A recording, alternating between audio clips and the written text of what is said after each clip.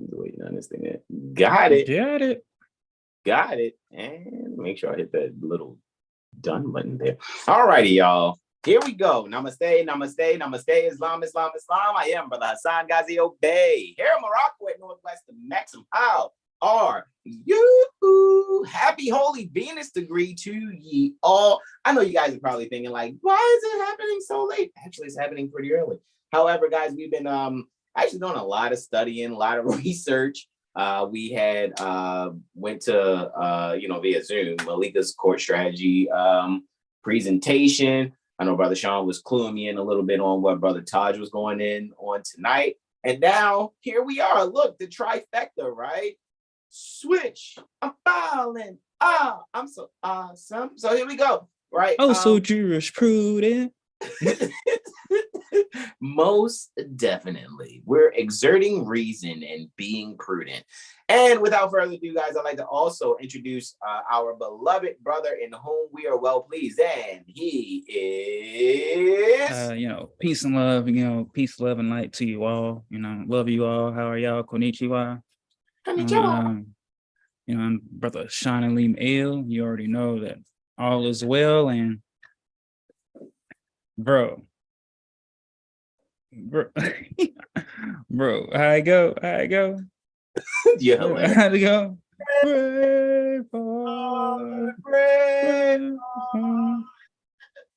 Brother Braveheart L, right?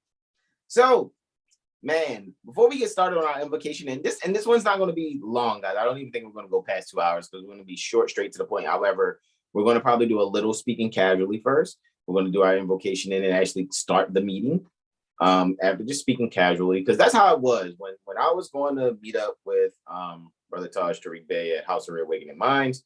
Get there early before he would commence the meeting. We would just speak casually. So that's what I'm kind of, quote unquote, implementing here, is speaking casually before we actually go into the meeting. So I know sometimes you guys be like, you guys spoke casually for like 20 minutes, but that's how it actually was back in 2017, 2018, 2019 at House of Reawakening Minds.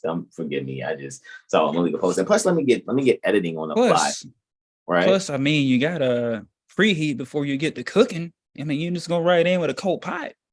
Exactly. You gotta heat up before you get to cooking. Yeah, exactly. And I know we're going to go in a little pancake there. Remember that dance, bro? Yeah, you're hilarious, bro. Yo, you are hilarious, bro. So let me select all of that. But bro, you can go in. It's a little bit of vocabulary, guys. We wanted to kind of go over. We listed some things in etymology. And sometimes, it could be sometimes we'll be like, what is the etymology of the word the exactly? So I'm not saying that's what we're looking up now. However, I think we're going to look up code, function, rule, and procedure in etymology and kind of go over that. However, I'm going to edit on the fly while Brother Sean brings that up. And I'll, put in my few thoughts here and there pertaining to such. However, let me go and do this edit on the fly, guys. Right. So before I do those, I'll just read if anybody watched Brother Taj, where he said to go to Black's Law Dictionary, 3rd edition, and look up land. So I went there, printed it out. It's really good. I actually printed it out on the legal size paper, but you can't see it. But here we go. Land. You got the PDF? Yes, do you got the PDF? Oh yeah, for sure. I can do that too. Yeah. Wait, I know I just had it. Section L, right? It's in volumes of the actual letters and stuff, kind of broken down. Correct. Indeed. So let me full size that and come back. Boom, boom, boom. Should look good. All right. Land, in the most general sense, comprehends any ground, soil, or earth whatsoever, as meadows, pastures, woods, moors. Moors. And it's funny, shout out to Bobby Baby Christ when we were in the jurisprudence gym at Lawful Living on Tuesday, Friends-in-Law Bible study. He was like, why do you call it a land conveyance? And I brought up this this definition here for the article pertaining to land in Henry Campbell Black's Law Dictionary. I think I was referring to the fourth. However, you again, Brother Sean is citing the third. And like Brother Taj said before, third and the fourth is the killer, so to speak, when it comes to your jurisprudence comprehension. And I yield, bro, Islam. That equals a 7, third and fourth edition. Indeed. Right. So meadows, pastures, woods, moors, waters, marshes, and furzes, and heath. In its more limited sense, land denotes the quantity and character of the interest or estate which the tenant may hold in land. The land is one thing, and the estate and land is another thing. For an estate and land is a time and land, or land for a time. Land, quote unquote, includes not only the soil, but everything attached to it, whether attached by the course of nature, as trees, herbage, and water, or by the hand of man, as buildings and fences. It's interesting when you said land and time. Can you kind of rewind a little bit to that portion of land and time? It sounds very Leviticus 25, 23-ish there. Very much so, and also land before the time, right? Wowzers. Yeah. The land is one thing, and the estate and land is another thing. For an estate and land is a time and land, or land for a time. Wow, that is very, very much in harmony with Leviticus 25, 23. The land is not to be sold forever. Wow. Wowzers. That is a gem right there. All right, I yield, bro. All right. It embraces, plenty of case laws that everybody can look up. It embraces not only the surface of the earth, but everything under or over it. Land is a solid material of the earth, whatever may be the ingredients of which it is composed, whether soil, rock, or other substance. Philosophically, it seems more correct to say that the word land, quote unquote, means in law, as in the vernacular, the soil or portion of the earth's crust, and to explain or justify such expressions as that, quote, whoever owns the land owns the buildings above and the minerals below, end quote. You need some as above, so below right there. Upon the view, not that these are within the extensions of the term land, quote unquote, but they are so connected with it that by rules of law, they pass a conveyance of the land. This view makes land, quote unquote, as a term narrower in signification than reality. Realty, quote unquote.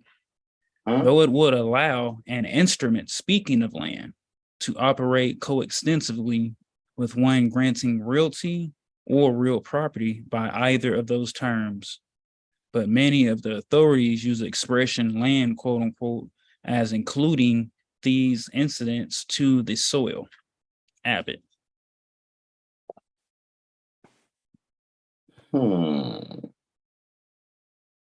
Interessante. That is amazing, man. It's amazing to read that, and when people see, because when again, shout out to our loved ones at Lawful Living. All right. Shout out to Malika. Like I'm about to share to the Telegram right now. You know what I mean? Anyway, so maybe she'll come in tonight or not. Maybe we'll see.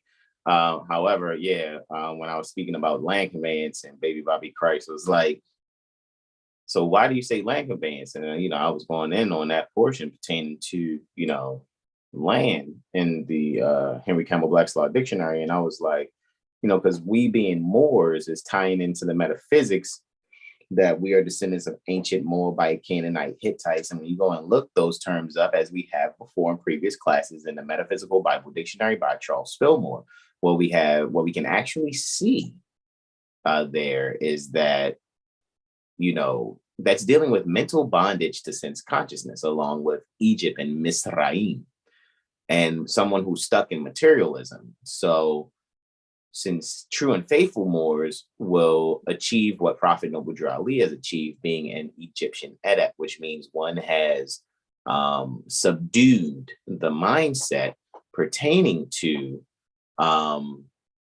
being under the hypnotic spell pertaining to materialism. So instead of being materialistic, one, like a lotus flower, can grow through the mud and murky waters and then allow themselves to be this beautiful flower that blossoms above the water.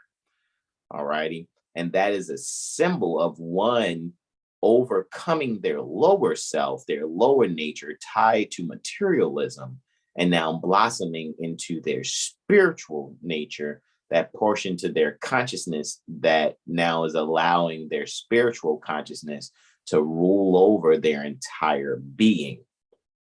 And that's why when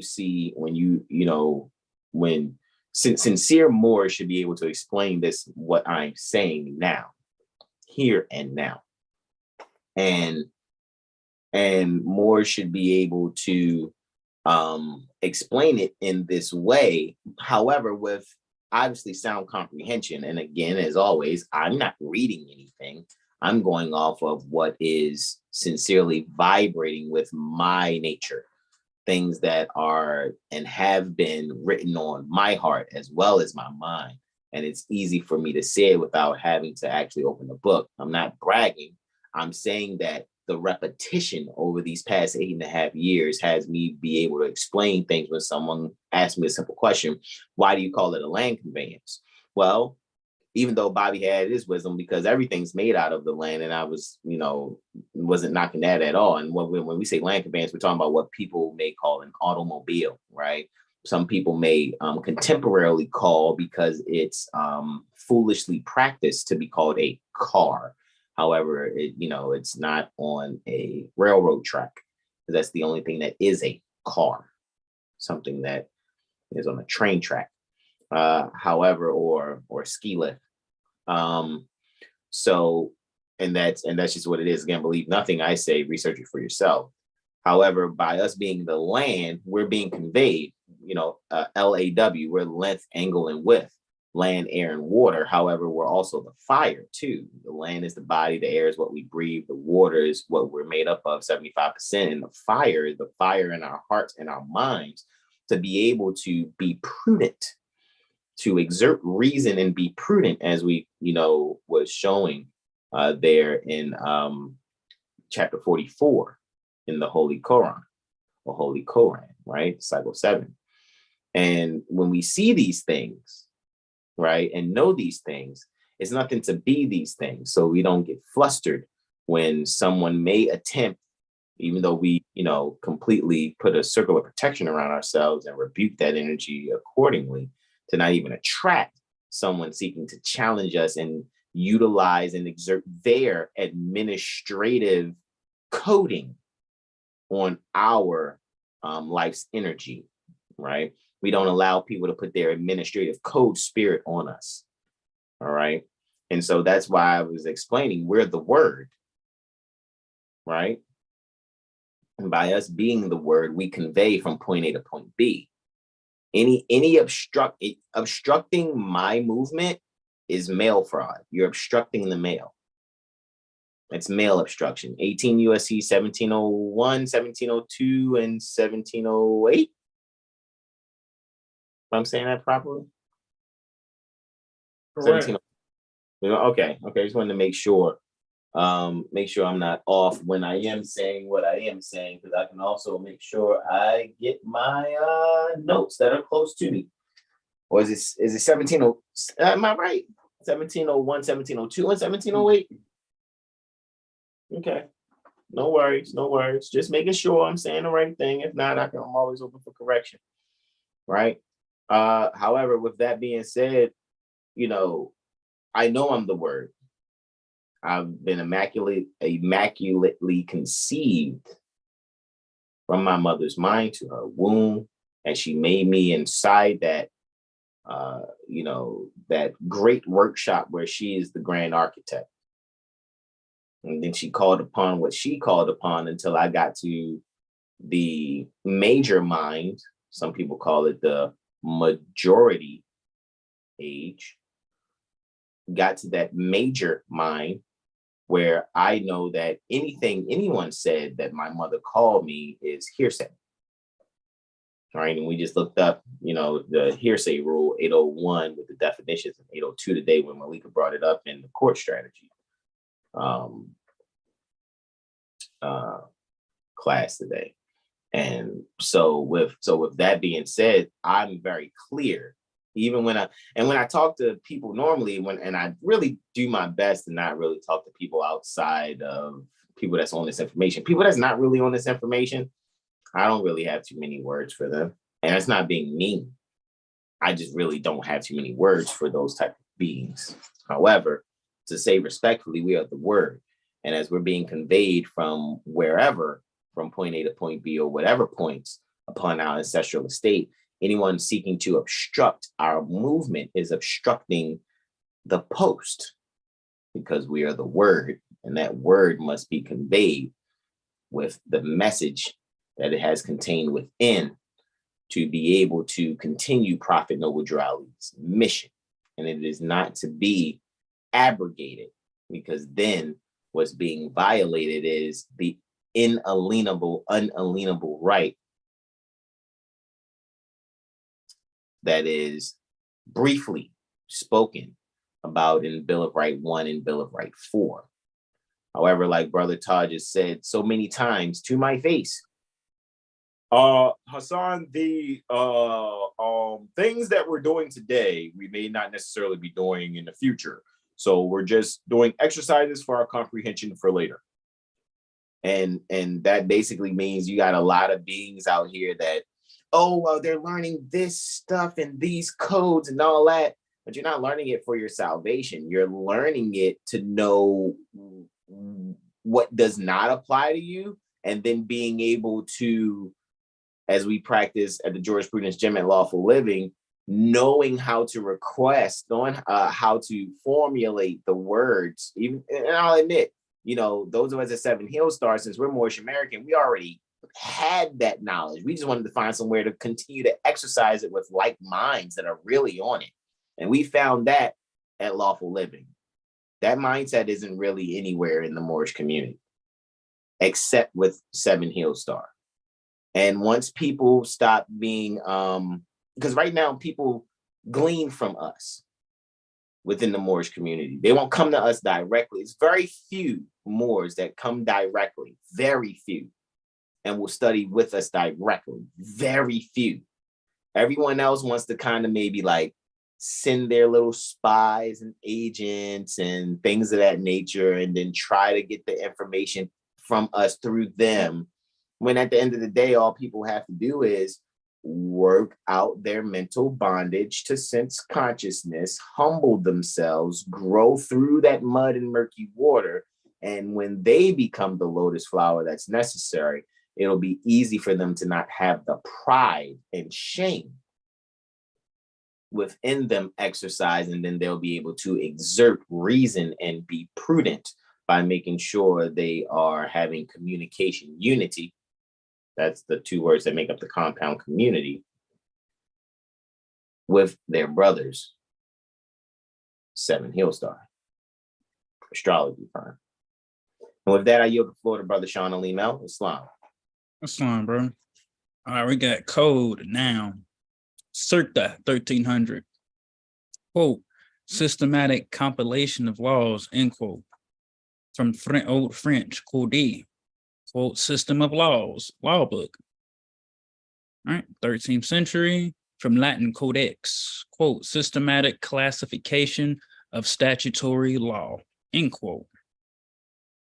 Earlier, codex, book, literally, tree trunk. Hence, book made up of wooden tablets covered with wax for writing.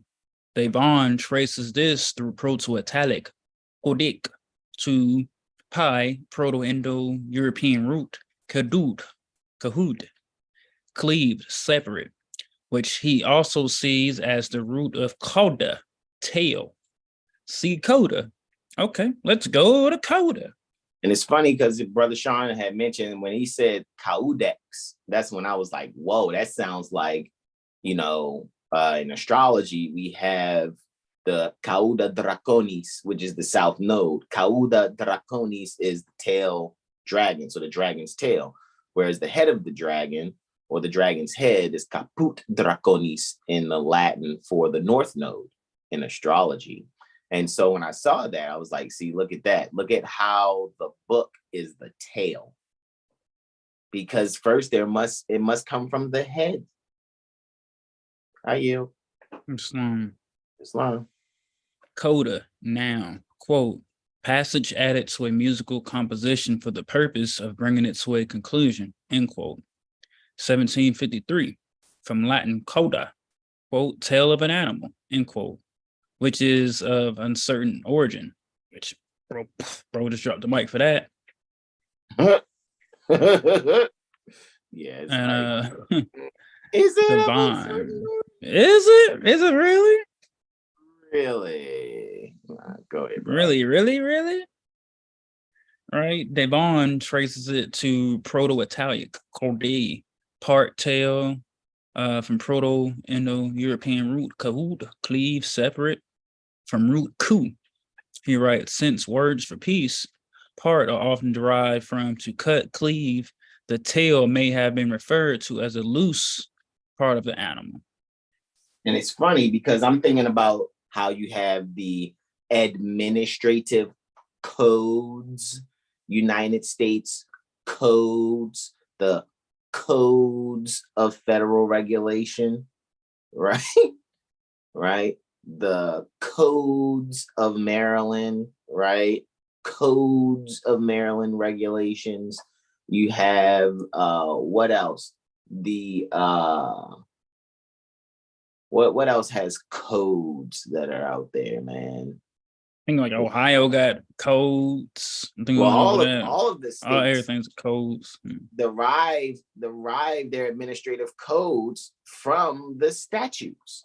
And for you to read what you're reading, bro, it's like, oh, these are the tails, right? These are the.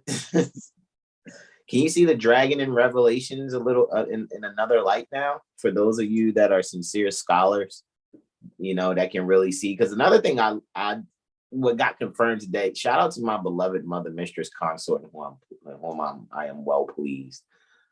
We were observing a conversation a little earlier today, and I was looking at the conversation as it was taking place, and I was reading along, and I'm like, wow, it is amazing how when people do not see that this is divine and national. You can't just want the material outcome when you learn jurisprudence. You have to be spiritually connected, because when you're not, you're blind. You're actually blind, because you'll have the answer right in front of your face, and you'll continue to ask questions why certain things aren't happening certain ways and certain outcomes aren't happening. And when certain outcomes don't happen, then you'll begin to reject the very answer that's in front of your face that you do not recognize due to a lack in comprehension. And the comprehension is lacking because you have no spiritual connection. And when I say spiritual, I mean breath descended. In other words, you're not exercising your breathing in a certain way that allows you to be freed up. You're not exercising, actually treating your body in a proper fashion by what you consume. Some of you really try to grasp these jurisprudence exercises, and you're still eating burgers from cows, wings and babies, and fries and breasts from chickens. What'd you say, bro? I said in babies.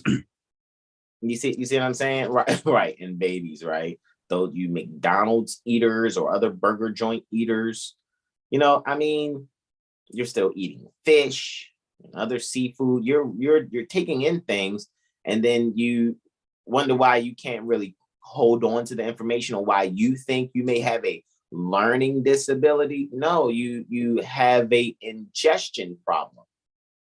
You're taking in things that do not promote your comprehension.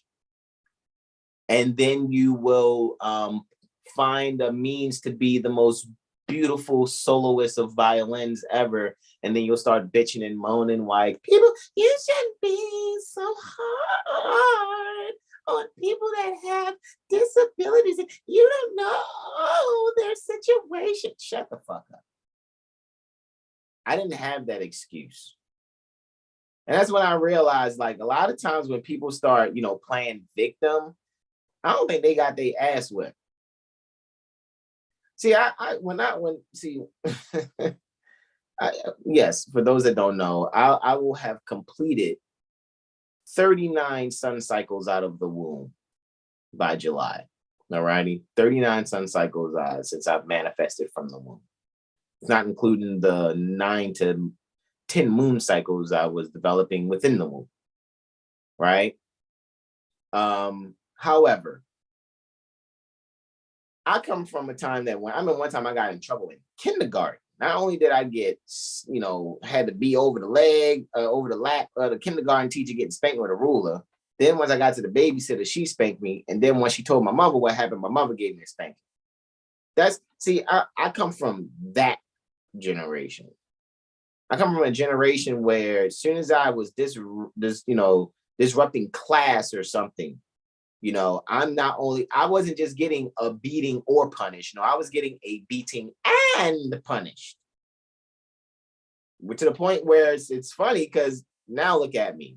Because all I could do when I was punished was read, write, draw. I bet not turn on the TV. That's added time. It's like I was doing a bit between 1988 and 1994. Seriously, from the time I was 4 to 10, I just kept getting in trouble in school. So I kept getting beat with either the shoe or the belt. I love my mom. Don't get it twisted. However, my mother wasn't just giving shoe and the belt like, all right, since I whipped your ass, now you can go out and play. Nah, my mother had me doing bits. And if I got off the bed, other than to go and get something to eat when she called for it or to use the bathroom, that would have been added time. Because she's thinking I'm trying to sneak doing something. So when I come across people in my older age now, where I am now, and I listen to certain people say certain things, especially, and then, I never held a job out there longer than 3 to 4 months in my life. You see what I'm saying? Because I always come across people who can kind of see I'm really good, and no matter what you tell me, because I read the handbook, I see what the job is. I don't need nobody over my shoulder to keep telling me what to do because they got low self-esteem. So eventually, I'll either get fired for insubordination or the place I really enjoy, they just happen to shut down. You know what I mean? That's what happened with the last job that I ever worked. Freaking restaurant shut down, right? Because I'm really great at waiting tables. So with that being said, what I actually realized, like, oh, okay, well, I belong out here. So I did most of my resource acquiring in the streets. However, I wasn't risking my freedom, so I would make music, sell clothes that I made, anything that was, happening in my kaput, right? To make kauda meet, right? That's the ends, make the ends meet. All right. So anyway, so with that being said, when I come across people that speak a certain way, got that victim mentality, I get it. I know these boyish looks, you probably won't think, but that shit sounds soft to me. It really sounds bitch made. And I get it. Everybody has kind of like different backgrounds and stuff. And there may be some people that may watch this, man, they may think they harder. I'm harder than this cat, man. You talking about shit sound bitch made. I done did a bit, son. I done did 10 years in the penitentiary. That's probably because you really didn't get your ass whipped when you was younger, getting punished early. Honestly, that's how I see the shit. I'm not going to even bullshit you.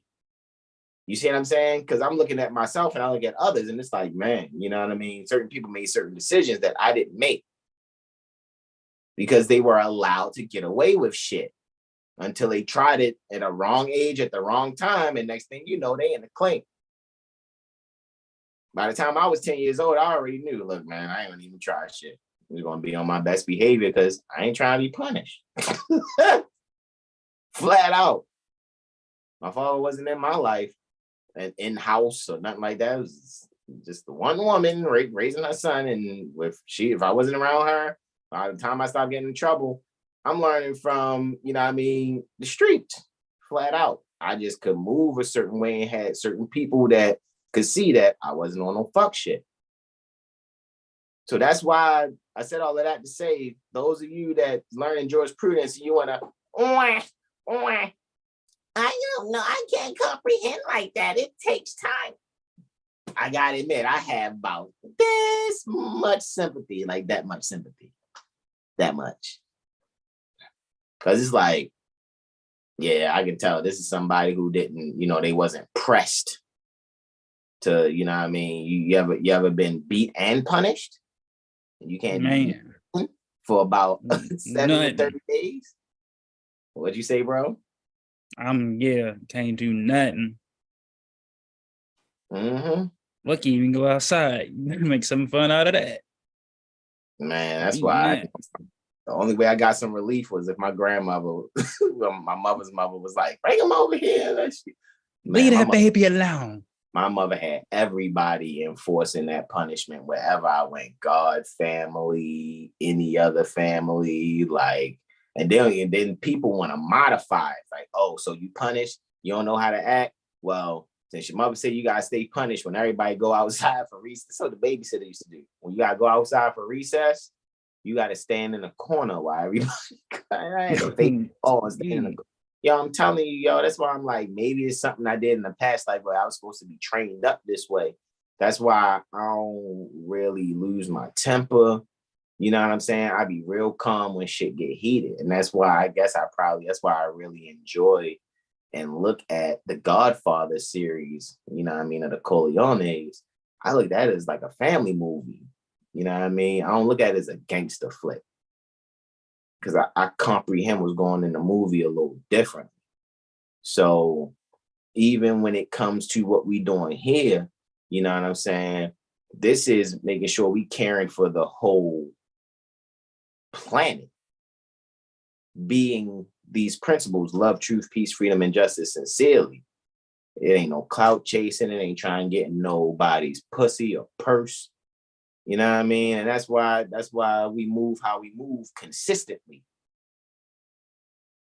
You know what I'm saying? So that's why I just said all of that to say, like, yeah, we need to get ourselves together. And again, we're still just speaking casually right now. We haven't even gotten to our Moorish American prayer yet in our invocation.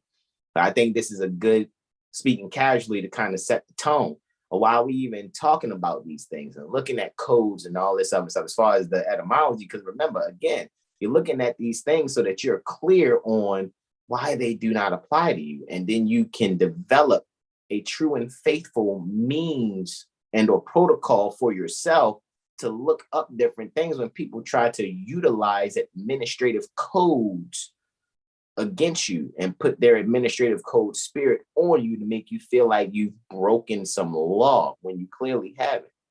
Unless you want some bullshit and you actually did. You did something crazy and you in the spirit of not comprehending that this is divine and national. And with that, I yield the floor. Islam.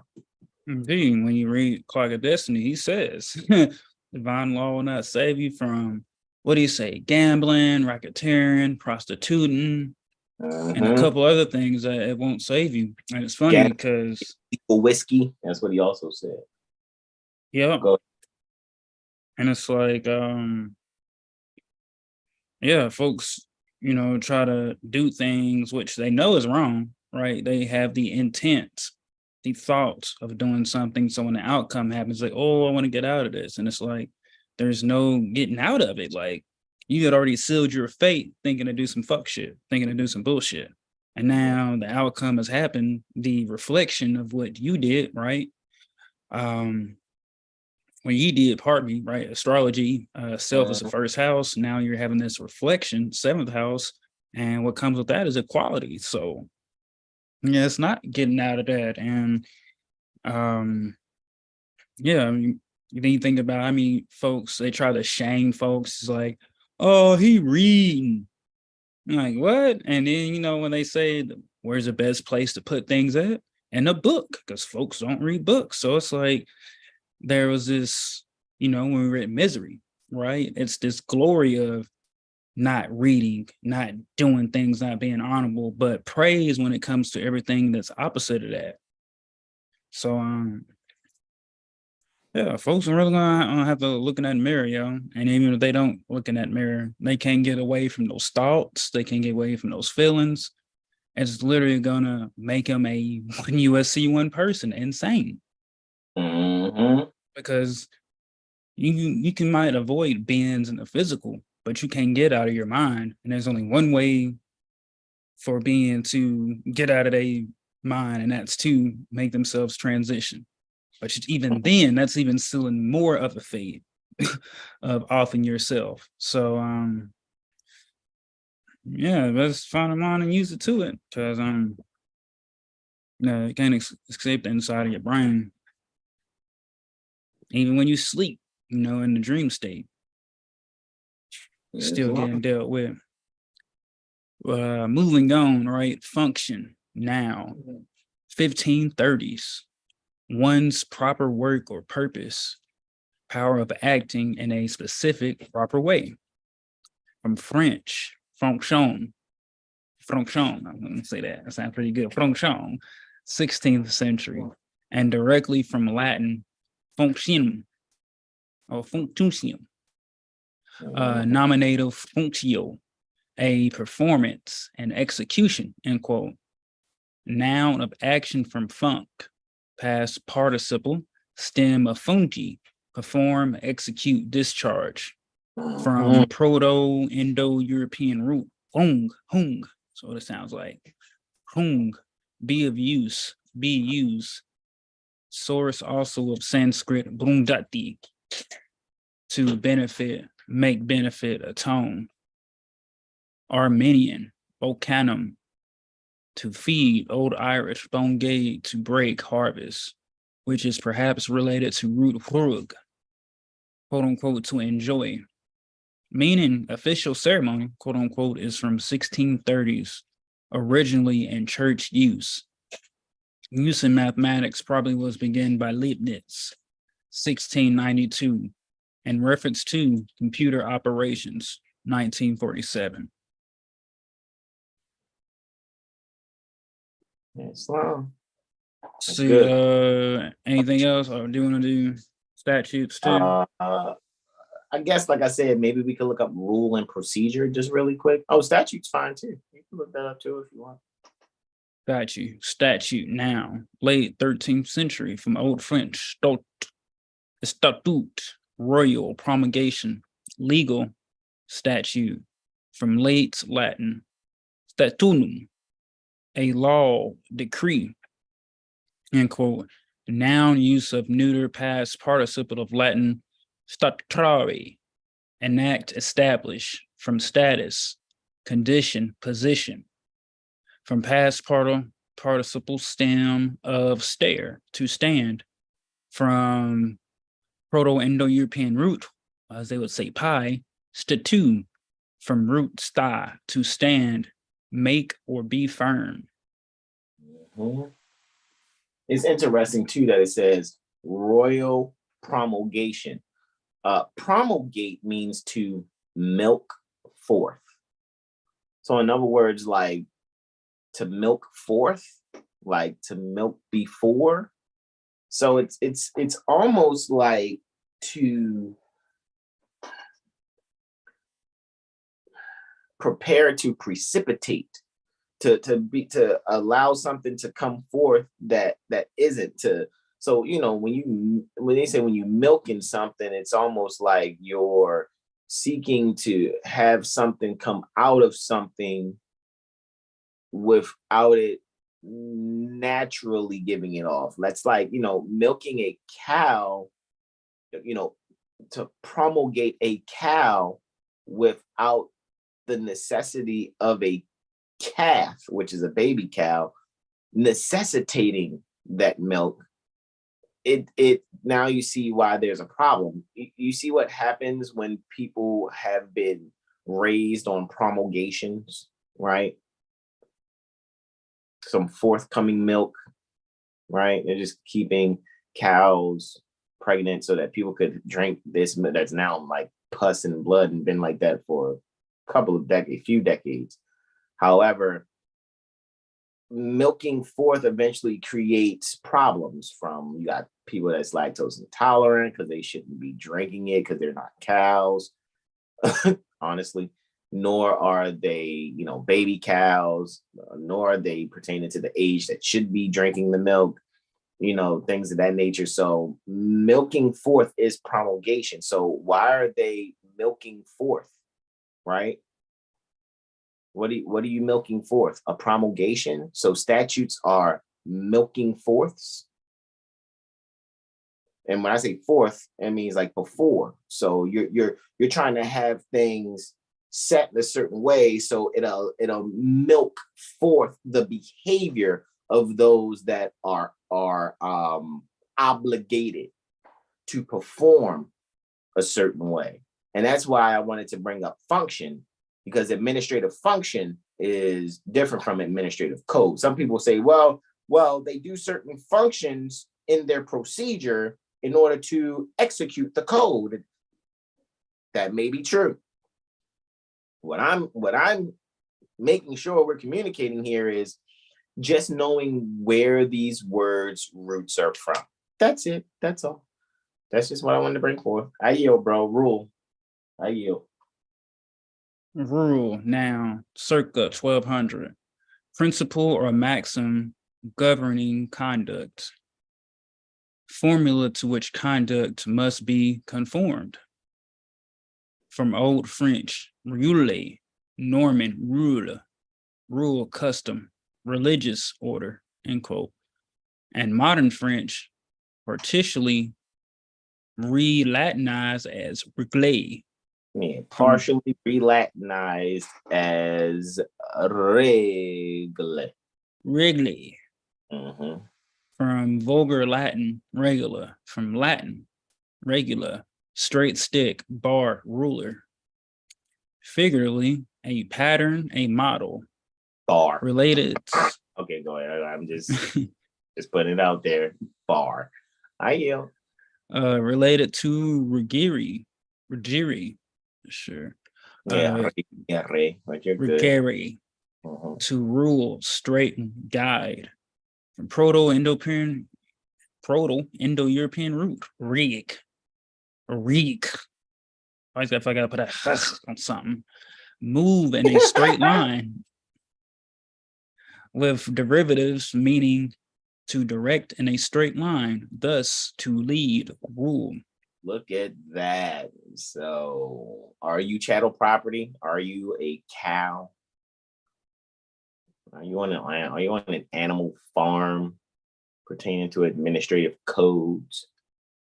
Are you in the state? Because in the state, one can only be in the state is if they're doing commerce practices for taxation purposes. That's it. Most Americans are non-tax obligated. You can never be in the state. Period. The only state you could be in is pertaining to your mind. What's your mind state? So saying you're in the state of Maryland or in the state of Colorado or in the state of Kansas or in the state of Iowa or Indiana, it's like, like, yeah. I don't know if that's true. Are you sure about that? Basically. Are you sure about that? Yeah, we might want to like kind of just, not take that on. Because when you say you're in the state of anything, what you're actually saying is, I'm performing functions of public office at the pleasure of the governor. Are you really? Then can you even prove that, let alone, request a record from some administrative agency? If in your mind, you actually think you're in the state of Maryland or in the state of California, then you can't really be mad when administrative code milked forth from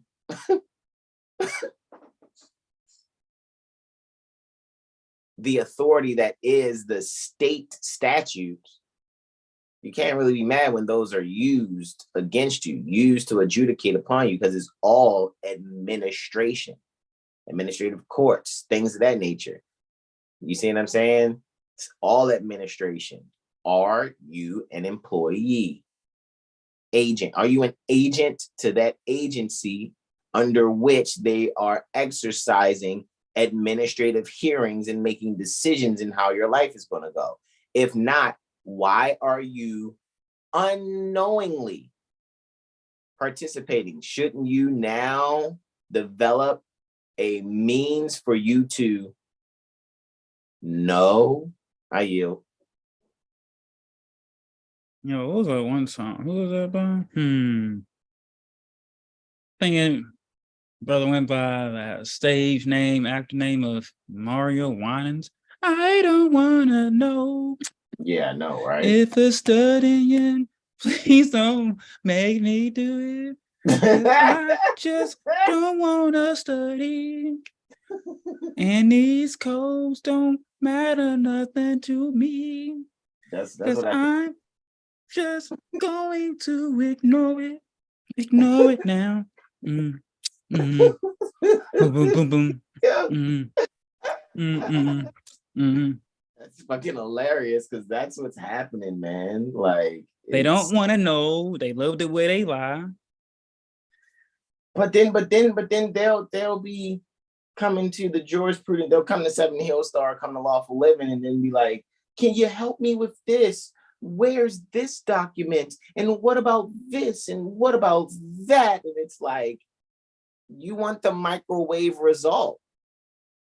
Like, you can't go search it like you do your favorite videos, your favorite posts that you can go. You can't go search for something like you do everything else. Oh no, that's too much. Don't be mean, Brother Sean. You're so aggressive. Some of us out here don't learn as quickly as you learn. But you can type something on Netflix, click when somebody tell you, "Hey, go look at this." You can go search that real quick, huh? You can go search something else real quick, huh? But you don't want to search when it's time to come to study, huh? Oh, you don't want to know, huh? You want somebody else to do it for you, huh? They'll binge a streamed series on a application, right? On some type of video or streaming application, and then be like, "It's too much information," when you tell them to go and check these codes and things and see how they don't apply to me. And then it's like, "But see, that's because y'all learn a certain way, and I don't wanna hear it." But then you watch all those movies, right? Instead of Samuel Jackson, didn't you see all my movies? But didn't you go watch 10 hours straight worth of movies, TV shows? It's like, at the end of the day, like, you can't get away from the fact. If you can go watch 2 to 3 movies, binge watch a whole show, which would be 10, 15, 20 episodes, just depending. And let's say it's an hour an episode. You spent 10 hours, but you can't watch 1 3-hour video. Oh, it's boring. And it's boring, and you're offended that we're basically saying go study and it shouldn't take you long. You can't talk about who it take long. Well, at the end of the day, if you like, it was brought up today in the after class. Look, man, my opinion is, when somebody has been going over something long enough, see, because this is how I think. And again, like I said, I got my ass whipped growing up. So, and I got punished. So I had to read so I wouldn't be bored. So it's like when people don't have a certain discipline in their life, what they'll do then is play the victim and then try to make you feel guilty for not holding their hand and answering every question that they have. Because to me, you're one of 3 things: either an actor, an agent, or a fucking vampire. Or D, all the above. Period. You're acting, agent, vampire. Jesus Christ. or an agent vampiric actor, or an acting vampiric agent. You're Ava. Okay, I'm gonna stop. no offense to anyone whose appellation is Ava. I'm just saying, like, come on. Are you serious? Are you serious? Why? That's not fair. Why? I'm gonna wish something bad on you so you can know what it feels like, so you can go through it. I rebuke that. Return to sender. Times 100. Right back to you. Times 100. Basically, times 1,000 million quadrillion. Infinity 1, infinity plus. Infinity plus infinity plus infinity. The fuck? Infinity on every imaginable timeline that's infinite. So Period. an infinite amount of timelines you can hit back on. You know, like y'all come with that victim, and we're coming back with the E Honda 100 hand, like like flat the fuck out and not playing either. Like we are not. So don't expect us to have like some sympathy for you, because that's not how this works. You guys have to be true and faithful more. That's why when we get into the first letter to be read in every meeting, it's going to hit different once we read it. However, I yield to Brother Sean, and then we'll get into our introduction appropriately and start this meeting. And briefly go, we're just going to do a little introduction after our initial introduction, just a little introduction to the federal rules of civil procedure, which do not apply to you unless you're someone who is obligated to follow the federal rules of civil procedure. That's why I'm so glad we read chapter 44 last Sunday, because the only thing you need to do that are not federal, state, county, or city, which is municipal agents, all you have to do is exert reason and be prudent. That is it. Four words. Exert reason, be prudent. Exert reason, be prudent. I know the song is Don't Worry, Be Happy. However, let's just try to, put a little musicology to it. Yeah. Uh-huh. Yeah. Exert reason. About to study. Come on, keep moving. Ooh, about to study. Come and study with me, my friend. Ooh. Not binge watching no movies today. Flat out, man. For real. About to binge watch some Seven Hills starting Lawful living today. I mean, why not? That's the hottest thing in these streaming streets right now. Everything else is telling you how to be a fucking agent, which you're not supposed to be doing these things. Okay. Like, look, we ain't got nothing against agents, but if you trying to, be all these things that you're saying to be, then you can't do these things. Like, you can't say, oh, free yourself from the system, but first you gotta authenticate this certificate that they gave you and make yourself this. Like, how can you be private if you go into a public so-called state, corporate state for some paper? You can't be private doing that. I don't care what anybody says. Like, how can you, let's see, what other way we can hit them with? Team be all these things saying, oh yeah, me black, or bring out the feathers and all this and that. Like Brother Hasan said, either they're agent, what was that second one? A vampire, actor, or they just don't know. But they're in the spirit of all three of those things by not knowing. By not knowing, they're taking on the spirit pertaining to an acting vampire agent. They are in the spirit pertaining to the actor. They're in the spirit pertaining to the vampire. They're in the spirit pertaining to the agent, because how are they acting? Because they think they're in the state when they're not. How are they vampiric? They'll keep asking you questions and want your time, and then don't want to really think about what's going on in your life or offer you compensation for taking up your time. How are they fucking agents? Because they will do anything and say something in lines of, well, what if the police? Well, what if the sheriff? Well, what if the court date? And what if the judge? Why are you so worried about the agents? Do you see that your mind and your heart is inundated by the spirit pertaining to actors, statutory vampires, and time and energy vampires, as well as statutory agents, whether it's federal, state, or municipal agency. So when you don't know, you are an actor, a vampire, and an agent, period. That's why when people that are not on this information, I have little to no words. I have a lot. Oh, wow. Yeah, okay. I just kind of. How you doing, brother? Oh, hey, just doing a thing, man. Keep it moving. Basically, peace, brother. How you doing? Peace, mother. Islam. And cool. All right, cool. See you. Exactly. exert reason, be prudent now. What the fuck? That's it. Exert head reason, nod and keep it moving. Flat out. All right, y'all. Last one. Procedure. Now, 1610s, quote, fact or manner of proceeding, end quote. 1670s, particular action or mode of conducting an action, end quote. From French, procéder, manner of proceeding, circa 1200, from Old French, procédure, to proceed. It also says, see proceed. Specific sense of, quote, method of conducting business in Parliament, end quote, is from 1839. Astro could be fact or manner pertaining to proceeding. Let's see what's proceed then. What's the verb for proceed?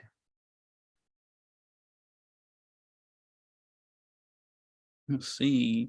To go on, move in a certain direction, go about one's business. Also, to emanate from, result from, to issue or come, as from an origin or course.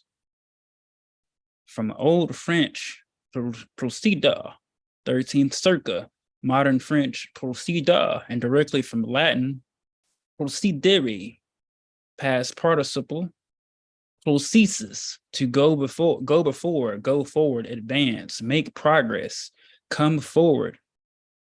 From forward, from Proto-Indo-European root, per, forward.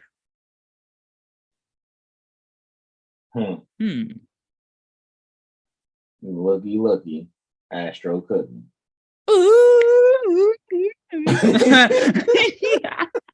Flat out, bro. I can't let some stare at it every time we was one of those mic droppers. All right, bro. Exert reason, be prudent now. For real. Exert reason, be prudent. I know, right? You gonna have to we gonna flip Bobby McFerrin's Don't Worry, Be Happy. We're gonna call it exert reason, be prudent. All right. That's what our little ones should know. You have little ones that you're bringing up. Those little ones need to know exert reason, be prudent, because anything else is criminal. Because you're going to be JLB's in the chat.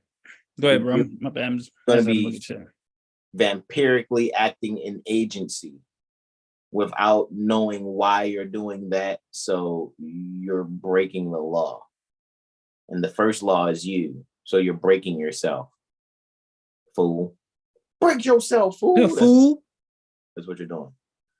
Flat out. I don't care what you say. I don't care how you think. We are brothers telling you the truth. For how much? How many times did we be mentioning the CashApp during our presentation? Shoot, man, they lucky we didn't say it. You see what I'm saying? That's why like when people get upset with things that come out of my mouth, the first thing I think of is I can go back to being quiet for free, like I was talking for free. If your ears are going to make you get so emotional, yeah, I mean, if that's the case, I can be quiet, Carl Thomas. I yell, bro. I'm just saying, man. And then they gonna be like, and I wish I never met them. Talking about 7 Hill Star, they gonna wish they never met us. Like, fuck, motherfuckers. Fucked up. No, they gonna be on set that don't wake me, I'm dreaming. They're gonna be mad as shit. Like, fuck, they fucking up my lie, man. I was sitting here comfortable in my lie, and then here comes Seven Hill start telling the truth and shit. Fuck. Don't wake me. I know, right? I'm loving the lie. If I'm living the lie, then just let me be. Basically, yo, like that's exactly what it is. It's like, man, do not help these Moors, man, because they want to live the life. However, for those of you that are true and faithful, and those Albion sons and daughters that are, studying Prophet Noble Drew in the literature, and you're taking it for yourself. You're not trying to impress Brother Hasan or Brother Sean or Brother Corey or Brother R or Brother Terrell. You know what I mean? You're not trying to impress us. You see what I'm saying? You're taking what's beautiful too, bro. I'm just saying, what I'm saying is that I'm just saying you're taking what we're providing you all at nearly next to nothing, honestly, because access to Prophet Noble Drew University is completely free. However, when it comes to have our time, come bearing a gift.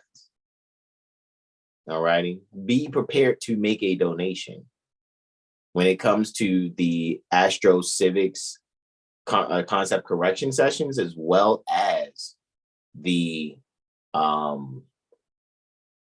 mirror or any other astro literacy session that we have. Period. I yield, bro. What was you about to say, bro? Yeah, and I was just saying, like, we are making a distinction. Like, we know that we're all Moors, but for our sons and daughters, we're not trying to convert you to anything with us. We are giving you the clarity to your own thing that came to save you, as CM Bey had said, so that you're not under that docile dogma belief as well. So, and that's just the beauty in it. It's like we're giving you both sides of it, so you're not just one way, so that whether you decide to, continue with that path or, come into the true science, it's like once you come across us and we say these things, you go study and look, you really can't go back, but you can. But once again, as we was talking about earlier, your fate is sealed. So, and then you wonder why little things keep happening or whatever. But yeah, I yield, bro. What was it? JLV in the chat, yeah. Got him. Greetings. Land before time. Indeed. 18 USC 1701. Obstruction of mail generally. Appreciate you guys. That's right. That's what I'm thinking. Like, but I usually put on the mail 1701, 1702, and 1708. I think when I put on our correspondences, that's what I normally put. I put 18 USC 1341, 18 USC 170. It's 1701, 1702, and 1708. I think, if not 1703, but. Either way, and I have it right near me actually for when I send mail correspondences. However, once I get to it, I'll get to it and I'll show you, because I actually, have stickers, or sometimes I'll just write it. Either one, it doesn't matter. But for those of you that have received post from me, you know what I write. It's on the envelope when you receive it. So you know what I mean? So that's just how it goes. Yeah, I'll have that envelope you sent me for forever. It's Islam, you know what I mean? Because that is how we do it, right? Can you, bro? Jurisprudence, how we do it. Way to go, JLB. And Open 642. So that's Jennifer Lynn and Mother Aya, right? So greetings to you both. So yeah, and the other 4 beings that are here. Peaceful greetings to you all and happy Holy Venus degree. All right. So we just spoke casually for about how long? How long did we speak casually for? For maybe about an hour or so. I don't even know. Yeah, it is. Right. No worries, right? So tea. So with that being said, what I'm going to do now, I'm going to do our invocation in. As you can see, we're here at the Moorish Holy Temple of Science, Administrative Functions, pages 48 and 49. However, on page 48, we see handsomely standing Dugard in his Moorish Sharif Fez and Abaz Prophet Noble Drew Ali. All righty. And his feet are on a 45-degree angle. I'm going to zoom in here, guys, because we're going to do our invocation in terms of Moorish American prayer. We're going to face east. We're going to face directional east, which is metaphysically symbolic to going within. When you read the Metaphysical Bible Dictionary by Charles Fillmore, east is within, just to give you comprehension pertaining to what we mean when we're saying we're facing east. Facing directional east is metaphysically facing within one's self. We're going to extend all 5 appendages on our left hand and just the index and middle on the right, holding them standing on the 45 facing east, and repeat after me either aloud or in your heart. Islam. Islam. Islam. Allah, the Father of the universe. Allah, the Father of the universe. Father of love. Father of love. Truth. Truth. Peace. Peace. Freedom. Freedom. And justice. And justice. Allah is my protector. Allah is my protector. My guide. My God. And my salvation. And my salvation. By night. By night. And by day. And by day. To his holy prophet. To his holy prophet. Noble Drew Ali. Noble Drew Ali. Ameen. All righty, y'all. Let's get now to the first study to be read, and every meeting is going to be read by Brother Sean Ali Mel. It is still within the Moorish Holy Temple of Science Administrative Functions, pages 84 and 85. And we yield the floor to our beloved brother in whom we are well pleased, Brother Braveheart. Islam. All righty. The following is a letter written by Prophet Noble Drew Ali on the 18th day of January, 1928, Anno Domini, or AD, as some would say. He commanded that it be read before every meeting.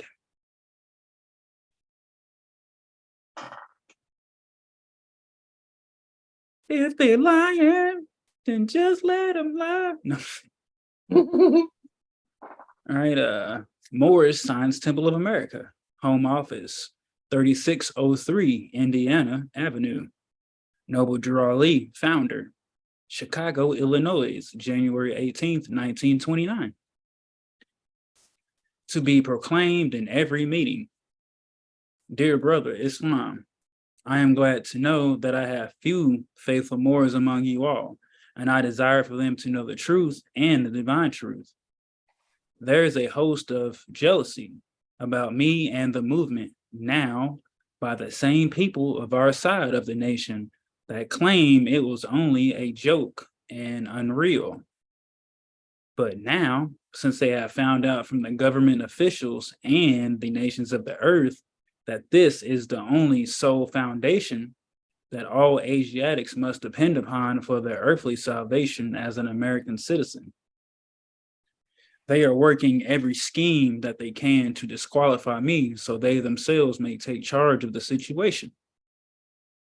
I have notified all these things to you long ago in the past. It is through the faithful Moors that contribute to the movement and uplifting funds. The ones that pay their divine respect to me and the movement will be remembered. That is why I'm calling upon all faithful Moors to increase their faithfulness to me, your prophet, and your divine movement. I need finance, and I need it bad. Never before have I needed finance as badly as I do at present, that I may shove aside the discord that is facing the nation. It all comes through jealousy because of my fame and nobility, quote unquote. The nations of the world will not recognize the movement without me, the prophet, being the head. It has been proven by my work in which I have performed in the last few months, because I was at the governor's inauguration to represent the Moorish divine and national movement, and I will be at the inauguration of President Hoover for the same cause. Noble Drew Ali. And next, we're here at the Moorish literature, excerpts from the Moorish Guide newspaper, pages 12 and 13. And both these books you can get from rvbaypublications.com. And as we see on page 12 again, handsomely standing due guard in his Moorish Sharif's fez and in his abba is Prophet Noble Drew Ali. And on page 13, we have the divine warning by the Prophet Noble Drew Ali. Prophet warns all Muslim governors ordered to read proclamation at each meeting. I hereby inform all members that they must end all radical agitating speeches while at work, in their homes, or on the streets, or on the internet. All right, that's the streets also, right? We are for peace and not destruction. We are for peace and not destruction. So keep that in mind as we're going over these things that we're speaking about to you all. And we're always speaking first and foremost to Moorish Americans. First and foremost. Because this is our charge. In order to change the people, you must change their literature. We are for peace and not destruction. Stop flashing your cards at Europeans, modern Europeans, right? It causes confusion. Remember, your card is for your salvation. Failure to obey these orders will be of severe consequence. We are love, truth, peace, freedom, and justice. And when these principles are violated, justice must then take its course. Any member or group of members who hold malicious feelings toward the temple or the prophet, or violate the divine covenant of the Moorish movement, will receive their reward from Allah for their unjust deeds. All true Moors will and must obey the laws laid down to them by their prophet if they lose confidence in their prophet. They should turn in their card and buttons, cease wearing their turban and fez, and return to the state where I, the prophet, found you. This is a holy and divine movement founded by the Prophet Noble Drew Ali, and if the prophet is not right, the temple is not right. So remember, the temple is perfect because the prophet is perfect. Never forget that. What is a prophet? A prophet is a thought of Allah manifested in flesh. A thought pertaining to all balance of law pertaining to the zodiac manifested in flesh. The prophet, therefore, is sending out the divine plea to all Moorish Americans that they do their part in protecting the prophet and the temple. This is an everlasting movement founded by the prophet through the will of Allah to redeem his people from their sinful ways by order of Prophet Noble Drew Ali. Right? So let's just get right into it, right? And maybe, let's just get right to it. And we're going to close out with about a 3-minute video that we had posted on TikTok and Instagram back on December 24th, 2022. And we're going to play that also as we close out. Right, we're going to play that before we do our invocation out. However, this is just going to be an introduction. So maybe over the next 4 Fridays, now and then, the next 3 Fridays to come, we may review this federal rules of civil procedure. Maybe we'll go in a little more, possibly. This depends on where we go from here. However, we've brought up before, like we had asked before, like where do the, federal rules of civil procedure come from? And it'll take you back to William Howard Taft, if I remember, in 1922. Remember we was going over that, Brother Sean? And we was looking at like something about the senior judges or something like that. Let's actually see. Right. Let's see. It was like the senior judges, like the ABA and like the ULC, and it was like Taft was like, I think like one of the only ones to be like president and serve like chief justice or some stuff like that. Mm-hmm. What was that like? Like a fortnight, 2 Fridays ago, I think. Maybe. Yeah, man. I thought it was called. Let's see if something about judges pop up. I know I've been looking for a whole bunch of different things. So I got so many tabs open from so many different so-called state of corporations or whatever that I'm not even really sure if it's here or if it's other places and things of that nature, man. I was just looking up some things for so many different beings, right? This is what I can do though. Instead of, doing it here, we could do AmericanBar.org, the ABA timeline.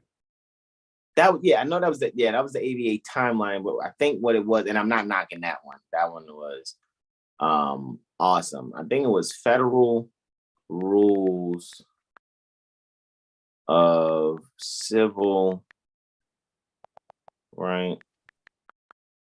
Oh, look at that. Federal Rules of Civil Procedure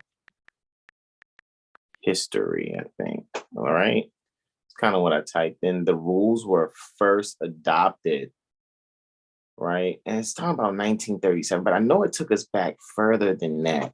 So, okay, let's go here, right? And it says right there, the rules were first adopted by order of the Supreme Court on December 20th, 1937, which means there was something definitely going on before then.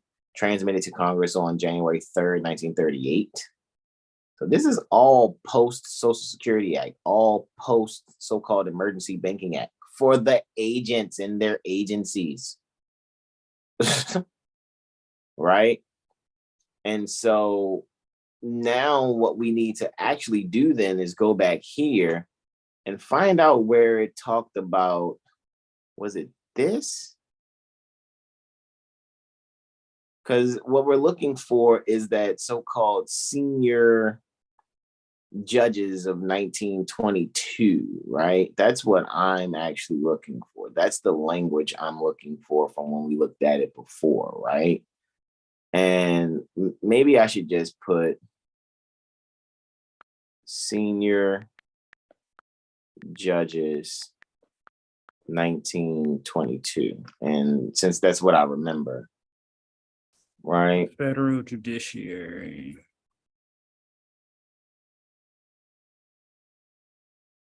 That's what it was. There it goes. Right there. The Judicial Conference. Yeah. That's what it was, right? And there it goes, right there. Boom. This is what I think we were reading, possibly, right? Oh, wow. It's got it all jazzed up another way here, right? Okay. Swipe. All right. So, boom, boom, boom. September 14, 1922 to September 14, 2022. Okay. Hey, let's celebrate the centennial of some shit that's not constitutional. U.S. Judicial Conference celebrates 100th anniversary. Over the last 100 years, the Judicial Conference pertaining to the United States has grappled, right? Oh, forgive me. I'm doing my best to kind of zoom in for you guys. There we go. Let's do it like that. To grapple. Has grappled with many issues, rising court caseloads and limited resources. Rising court caseloads. Why? Why was there so many rising court caseloads? Because these beings were continuing to rob the heirs here pertaining to their ancestral estates. And when people talk about slave ships and things of that nature, the only slave ship is the administrative courthouses. They're not judicial, actually. So these beings are doing things under the auspice of being judicial, and actually what they're doing is using administration to rob the heirs, people that have been misnomered and disclassified or misclassified as Negro, Blacks, Coloreds, African Americans. They need to stop being Negro, Black, Coloreds, and African Americans and be the Moors that they actually are. Because what their ancient foremothers and forefathers were, they are today. So you can never be someone that goes from black to Moors. That shouldn't even be a phrase that should be said. From black to Moors. Are you aware of your chapter 47 verses 9, 10, and 11? No Moors should be talking about, yeah, man, we're going from black to Moors. Again, are you sure you're not an actor, vampire, agent? No disrespect to anybody that calls themselves from black to Moors. These are the questions we have to ask you, though, and leave no room for error. Rising court caseloads and limited resources, natural disasters, public health crises, and the safety of the judiciary and the public. This year marks the centennial. This was 1992. 2022. This year marks the centennial of the national policy-making body. Policy-making body. Is it just me, or am I reading that improperly? Does that not say policy-making body?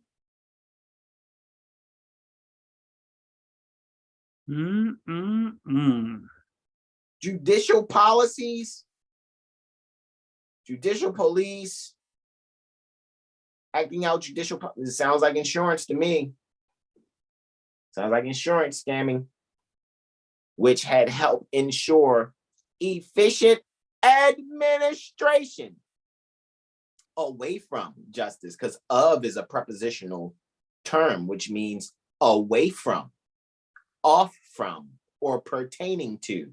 So they're not administering justice. They're they're making policy. They are a body. They're a policy-making body, which has helped to ensure administration pertaining to justice in the court since 1922. What the fuck was going on before then?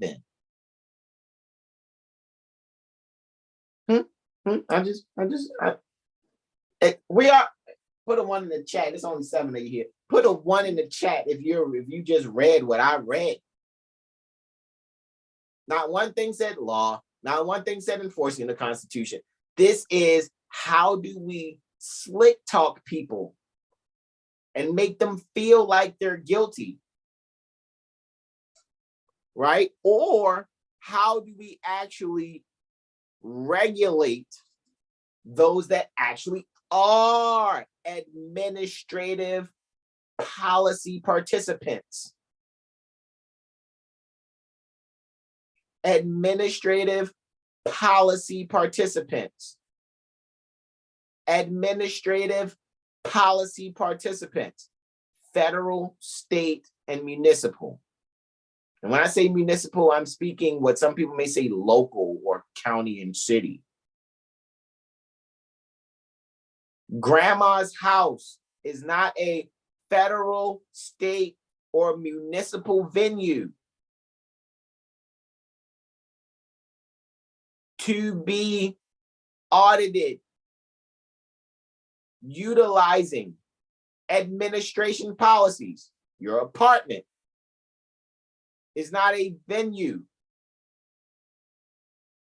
where policy is to be administered and make you homeless. Your home, even if renting,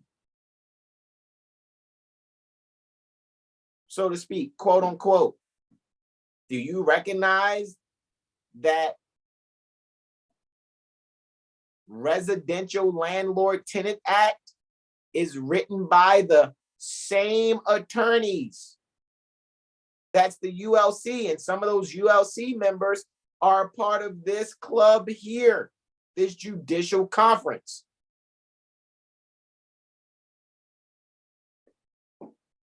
Please be clear.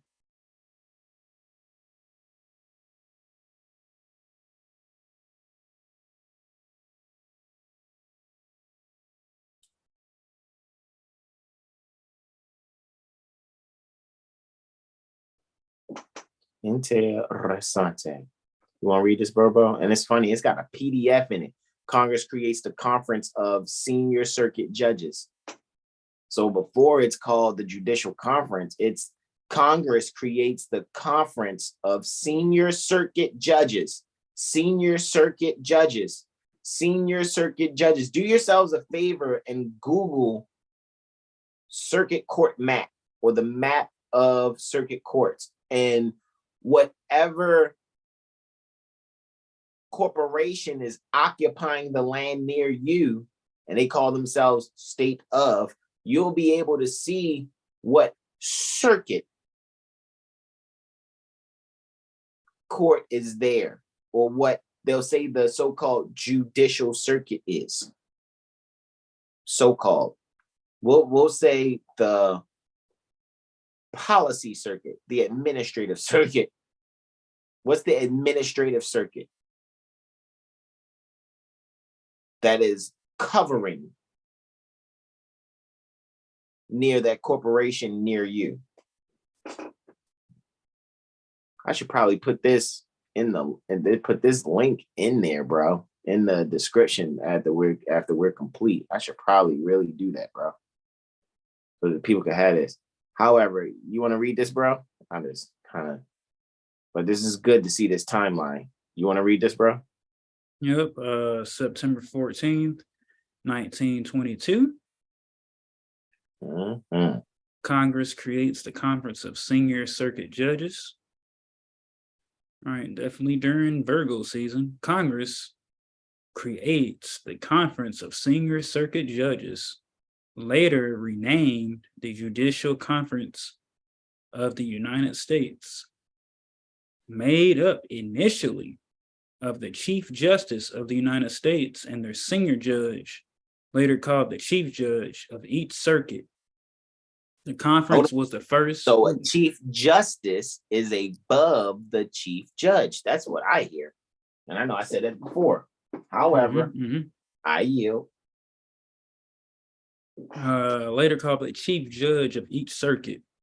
The conference was the first national organization of federal judges, as well as the first formal mechanism by which the judiciary could communicate its administrative needs to Congress. Currently, why does that sound so selfish? I yield, bro. Go ahead. Currently, the conference maintains 20 separate committees that focus on issues such as bankruptcy, case management, judicial conduct, and rules of practice and procedure. So this is where your federal rules of civil procedure come from. Are you a member of the administrative judiciary? Are you a part of the senior circuit of judges? Are you a part of the conference of senior circuit judges?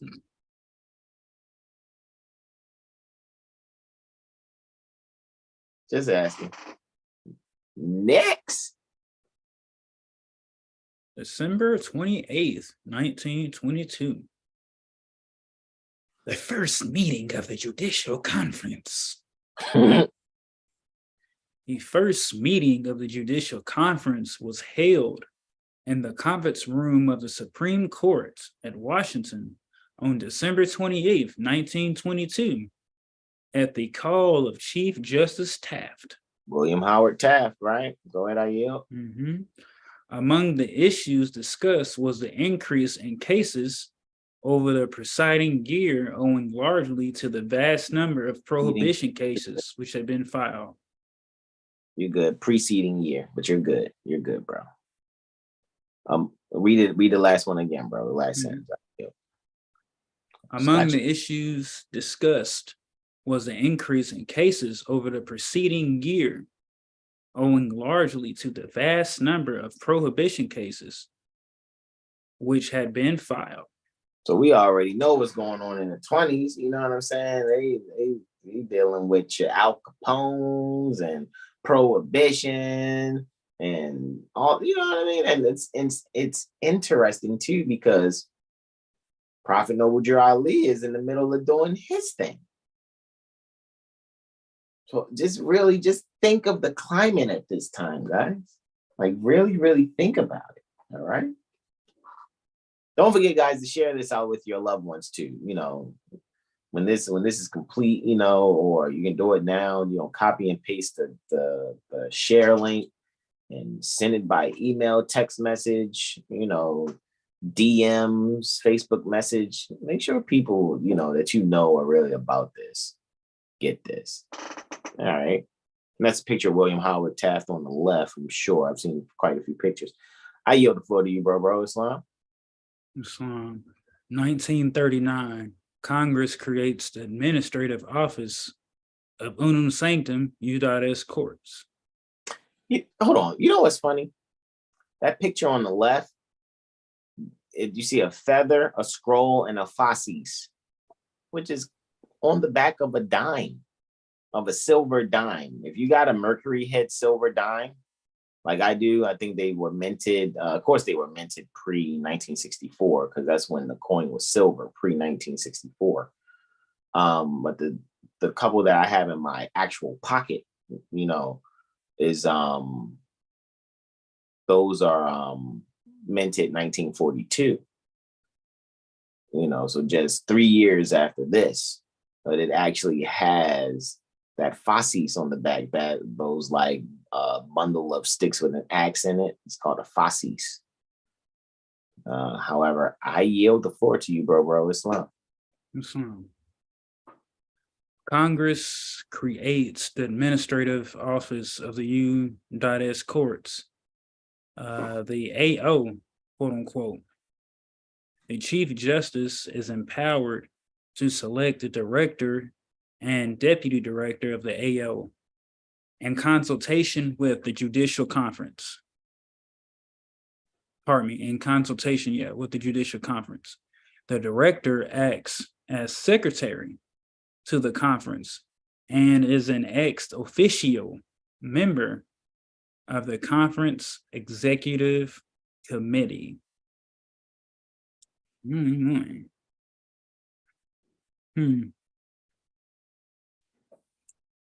The director, Congress creates this. Whose authority? The AO. Yeah, the AO. The administrative office. Again, administrative office. But go ahead, bro. I yield. AO. Administrative office acting without authority. Yeah, I'm definitely gonna share this. They got supportive PDFs and stuff with it. Go ahead, bro. Do your thing. Right back. The January 1940 to October 1940. January 22nd and October 1st. 1940. The Judicial Conference meets twice in the same year for the first time, signaling that its work had expanded along with the federal judiciary and could no longer be addressed in one annual meeting. They like, we like putting all these cases in, blah, blah, this, blah, blah, that. Now we got to have 2 meetings instead of 1. Oh, man. What is that? What is that yet? Right? Okay. I found it, babe. Because I was looking. I'm like, hold on, let me find it. You know what I'm saying, though, baby? Let me just look for what I'm looking for. And then I can share that thing. You know what I'm saying?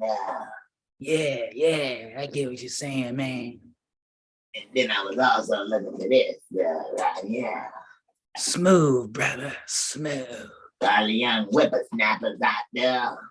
But no, as they say, they say out there, no cap. So I mean, make sure what I was saying earlier. It is actually 18 USC 1341, 18 USC 1702, 1703, and 1708. However, shout out to Jennifer Lynn for putting in the chat 18 USC 1701.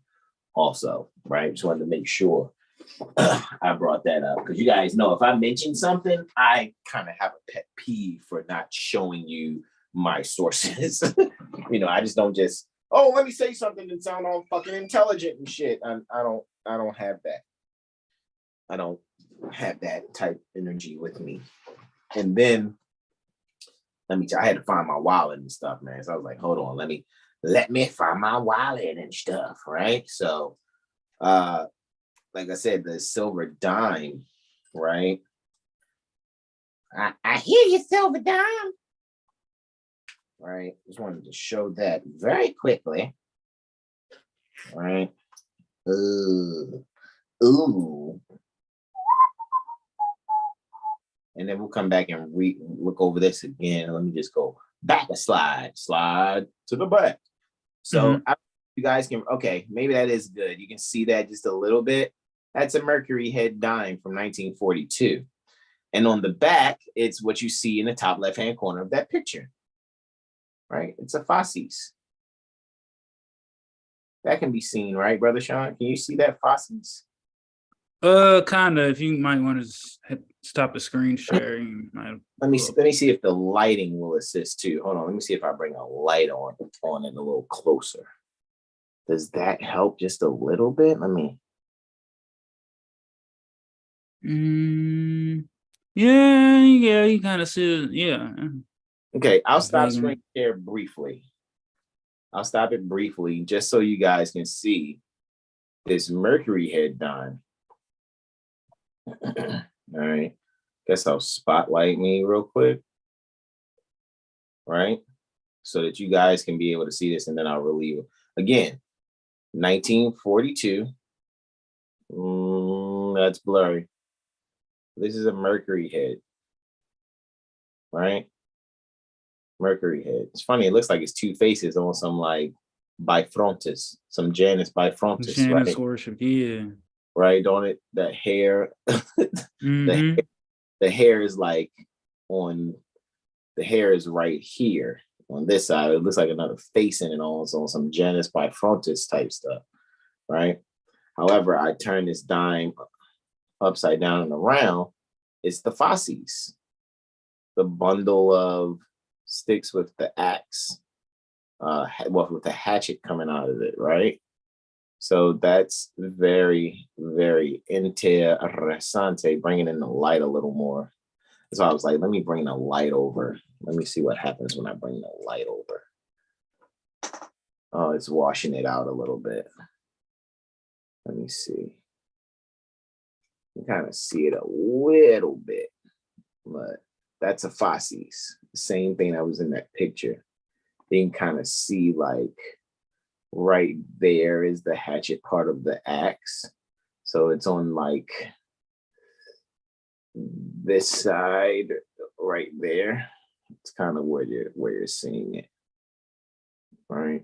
Maybe if I turn it that way just a little bit. You guys can see. That's kind of what you got there. That's why when I noticed it, I was like, wow, that's the same thing that's actually right here. And then it's funny too, because when you read up on what a Fasces is, as a matter of fact, let's see.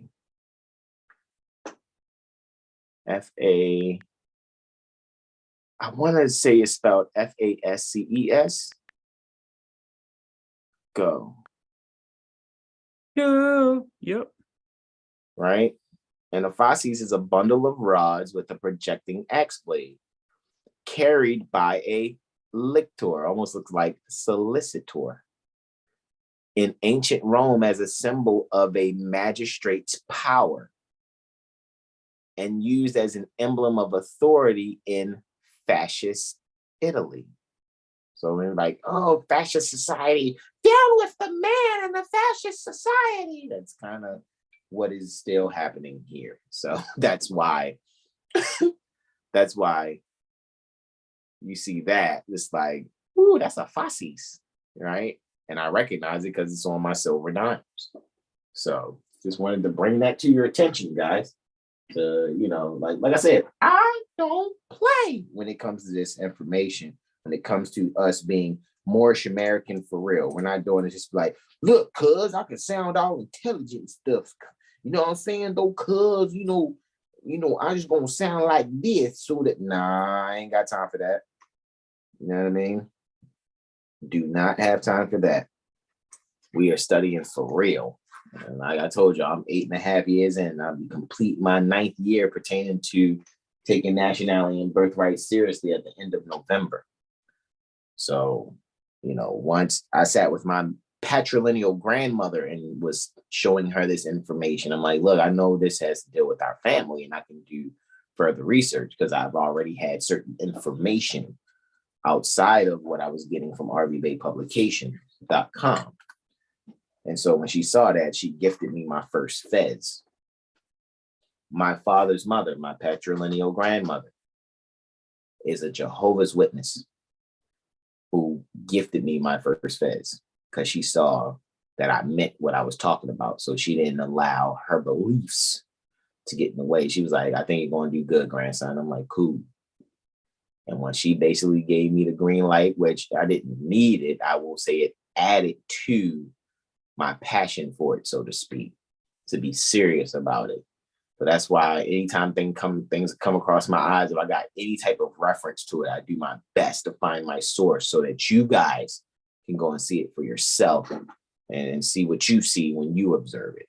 All right. So that's why I just wanted to be like, yeah, man, let me find that silver dime because I keep silver on me just in case. Like Brother Todd said, you always got to keep silver, gold, and copper on you in case of an emergency. So I'm probably wearing copper and silver. So there's some copper, some more silver, some gold in the ears, However, not to be on some flashy. It's like I'm exercising principle. All right. That's just how I see it. And I think we all can do the same, and I can't wait till my beloved mother, Mrs. Consort, makes some more of this copper shorty. I'm trying to tell you is where it's at. I gotta admit, like her energy and what her intentions are when she's making the copper jewelry, and then when I wear it, it's so refreshing and balancing. For me to actually have on my actual skin all 3 metals, because gold is the sun, silver is the moon, and copper is Venus. And there's a certain balance that I can actually feel with this energy on me. And I, advise others to study accordingly to be able to do the same. All righty. Now for my segue, Brother Sean was here. We spoke about January 22nd and October 1st, 1940, right? And like I said, I'll make sure I put this link in the description of this video after we're complete so that you guys can be able to go and see this timeline also for yourselves so that you know where did these, federal rules of civil procedure come from, right? And who they actually pertain to. Like Malika was saying, even in the class today, in the court strategy class today, she was like, all we're to do is whatever is reasonable to do. Oh, they say you got to put people on notice by,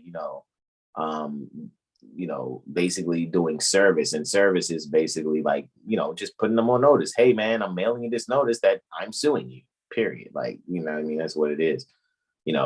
Somebody's like, oh, well, you didn't do this according to Rule 4 of the Federal Rules of Civil Procedure pertaining to summons, and specifically you didn't blah, blah, blah, blah, blah, blah, blah. It's like, tweet, timeout, foul on the play. I'm not obligated to fulfill being one that is so-called being in administration. I'm not a part of your administrative office. Go back to that timeline again. That one. Are we seeing that says administrative office? Remember when we took you guys to the statute? Remember just when we did near North Carolina State Republic last Friday, and we looked at the administrative code. The administrative code was in the Office of Administrative Hearings. Like, why are we playing with this like we cannot fucking see? Stop playing with it, you all.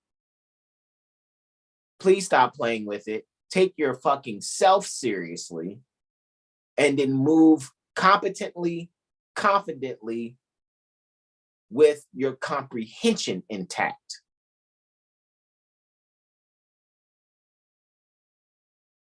So that you can assist in the energy in keeping these beings that are maladministering or doing maladministration with trying to put the spirit of administrative coding on you. Quote Brother Taj again.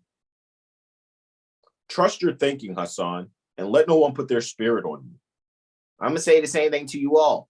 Trust your thinking, let no one put their spirit on you.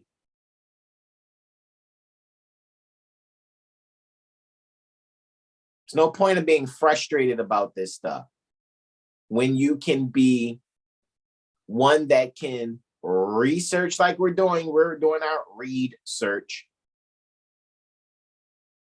And we know, oh, okay, well, I'm definitely not a part of this, even though some asshole will try to use their administrative coding from their statutes to say this, this, and that, and that. Before that shit pops off, before I get ran off the road by a policy enforcer, before someone tries to evict me, this is what you guys should be saying to yourselves. Before someone tries to evict me, or before someone tries to use any administrative code to try to, administer my rights as if I'm incompetent to, handle my own affairs amongst the, what I mean, to stand amongst the affairs of men. You know what I mean? I can't take my place amongst the affairs of men, prudently. Hey, excuse me, can you administer my rights for me? I'm not a fucking idiot. That's how you guys should be thinking. And when someone tries to administer your rights, excuse me, I'd like to request the record that said I consented to this. I need to have the application that says that I actually signed up to have my rights administered by your agency. And when they don't provide the lawfully and legally promulgated record, nope, fourth record, when they don't provide that shit, now you have evidence as exhibit when you sue these motherfuckers. It's not hard. And you didn't have to go and authenticate a birth certificate like you were founded by some soldiers after a war or some shit. The foundling certificate under 5 USC 301. Again, shout out to everyone at the Jurisprudence Gym. Shout out to Malika and Sonny, Bobby, Keith, McReal. All of you guys that are there, that show up every Tuesday and Thursday, and now during, May, every Monday, Wednesday, and Friday also, along with Tuesday and Thursday. Because now we can exercise and have some fun. Exercising these concepts, keeping ourselves sharp. Administrative office. Remember, Brother Sean kept saying the AO. All right, you ready, bro? Indeed, bro. All right. So you went in on this. You said the Judicial Conference meets twice in the same year for the first time, signaling that its work had expanded along with the federal judiciary and could no longer be addressed in one annual meeting. Hey, Mary, peaceful greetings. What are you guys saying in the chat? The JLB's laughing. Open 642 says Yentl reference, indeed. And Mary says, shout out for real. Indeed, Mary, indeed. Brother Sean, I yield to you, bro. Islam. And guys, like I said, I'll make sure I'll put this link in the description after we're complete, so you guys can come back to this video, look in the description, and I'll make sure it's titled Judicial Conference of the United States Timeline, so you guys can go and find the history pertaining to those that had brought about the federal rules of civil procedure. Go ahead, bro. Yeah. All right. 1948, Congress changes the name. Congress enacts Section 331 of Title 28 United States Code, changing the name of the Judicial Conference of Senior Circuit Judges to the Judicial Conference of the United States. And it's funny because Malika was saying today in class, what was she saying? What's Title 28? Department of Justice.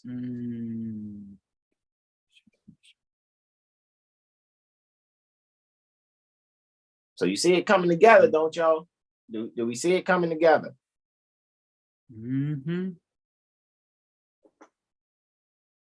So Congress changes the name. That's a name change. Look at that. Of the Judicial, it was called the Judicial Conference of Senior Circuit Judges. Now it's the Judicial Conference of the United States. So senior circuit judges are the United States. Hey, you can't look. I'm not thinking,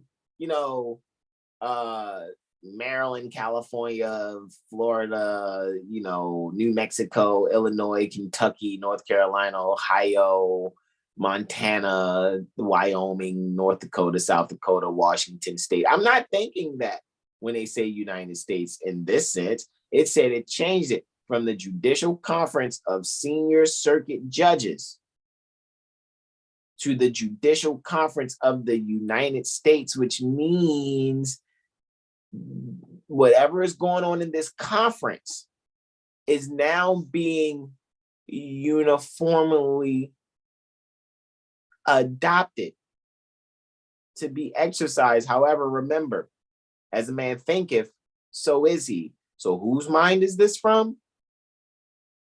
Is William Howard Taft and the senior judges under the Chief Justice, the United States now? Is that what I'm hearing? No, see, you don't understand. That's not what we're saying. We're just saying this is for all the great states of, the great America state. Shut the fuck up. My discernment is intact. And I know what I just read.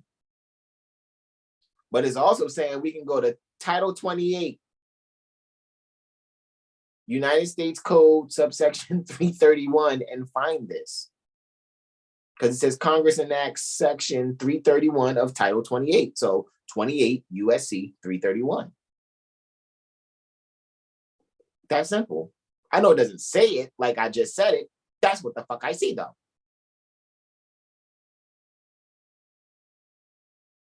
Where they're changing the name of the Judicial Conference of Senior Circuit Judges to the Judicial Conference of the United States. So it's all administrative, because remember, they're a policy-making body. Let's go back. What? Again? Who are they?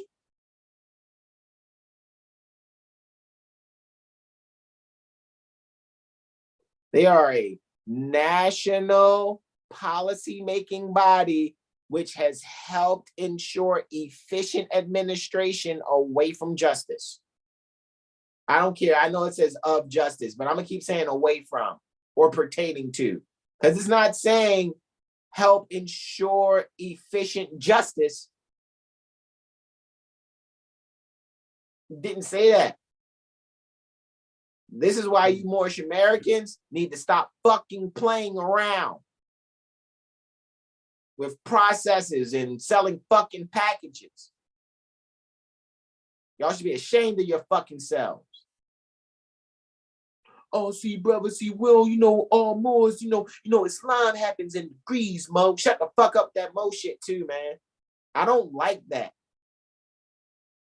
I'm from near the Baltimore Corporation, okay? We didn't grow up with gangs and stuff. That's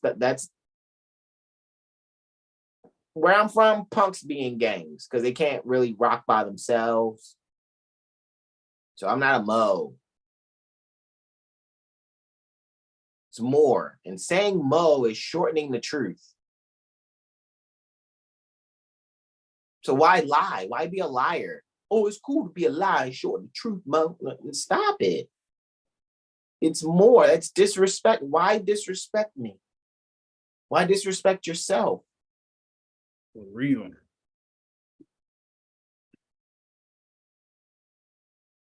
It's not fair to you. It's not fair to your mother, not fair to your grandmother, not fair to your great-grandmother, not fair to any.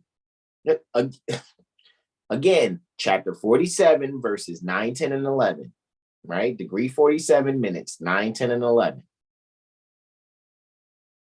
Don't be mad at me. Be mad at your lacking comprehension. All righty. After that, here we go. 1957. I yield, bro. District judges added. District judges are added to the membership of the conference, selected according to a method prescribed by statute. Quote, the district judge to be summoned from each judicial circuit shall be chosen by the circuit and district judges of the circuit, and shall serve as a member of the Judicial Conference of the United States for a term of not less than 3 successive years, nor more than 5 successive years, as established by majority vote of all circuit and district judges of the circuit. 28 USC section 331. Can't make this up, man. I'm letting you guys know this is my first time reading this timeline like this. So I didn't even know it was going to say when I was here and was like, oh, look, off the first line is basically saying 28 USC 331. And then look on the next slide, that's what it's saying. 28 USC section 331. When you do this enough times, no matter how long, when you're really into this, when you're being a true and faithful Moor, that is grasping the truth and the divine truth that Prophet Noble Drew Ali desires for you to know, it's not hard to read these things and see it. Again, you just start to see a pattern. And it's actually not complicated once you actually get the pattern down pat and see how the infrastructure is. You're like, oh, okay, so it's just this. And this is how most, if not all, administrative bodies are on the planet. They just diddy up the principles. They do a remix of the principles.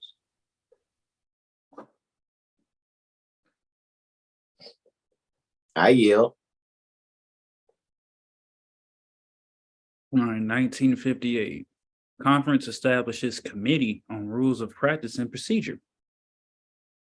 Congress passes legislation permitting the Judicial Conference to, quote, carry on a continuous study, end quote, of federal rules of practice and procedure. In response, Pardon me. There we go. Gratitude, bro. The conference created the Committee on Rules of Practice and Procedure, which studies and proposes changes to the rules of procedure used in federal court. Jesus, Mary, and Joseph. 1958. Conference establishes committee. So now the conference is like, okay, now we need to make a group within this group to spearhead coming up with the rules of practice and procedure.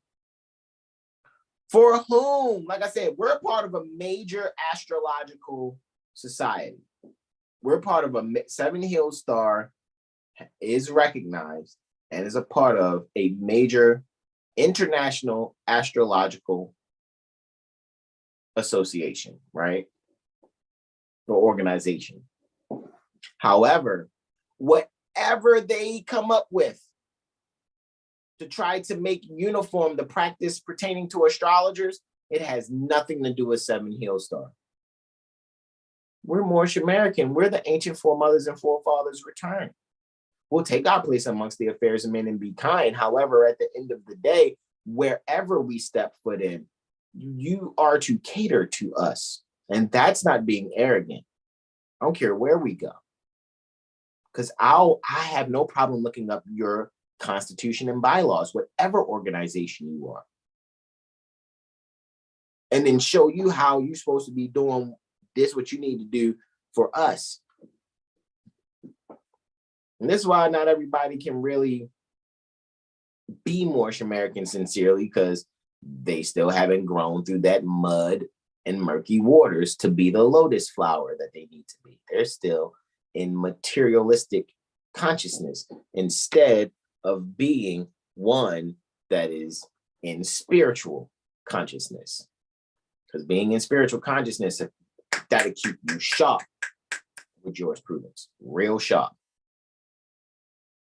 Real sharp with astrology and civics. I mean, real sharp. So now, look, somebody's coming up with rules in their conference. We astrologers, we have conferences. And just because some conference that they have within the organization, and they come up with a committee who wants to make rules regulating how astrologers practice astrology, I guarantee you that it won't have anything to do with Seven Hill Star. Why? Because before being recognized by the international astrological community, we made sure utilizing our own free national press that we certify ourselves according to our own protocols, practice, and procedures. And that's what we do. That's why we do what we do. And we make sure we don't violate those things that we, that are really sentimental to people. Mm-hmm.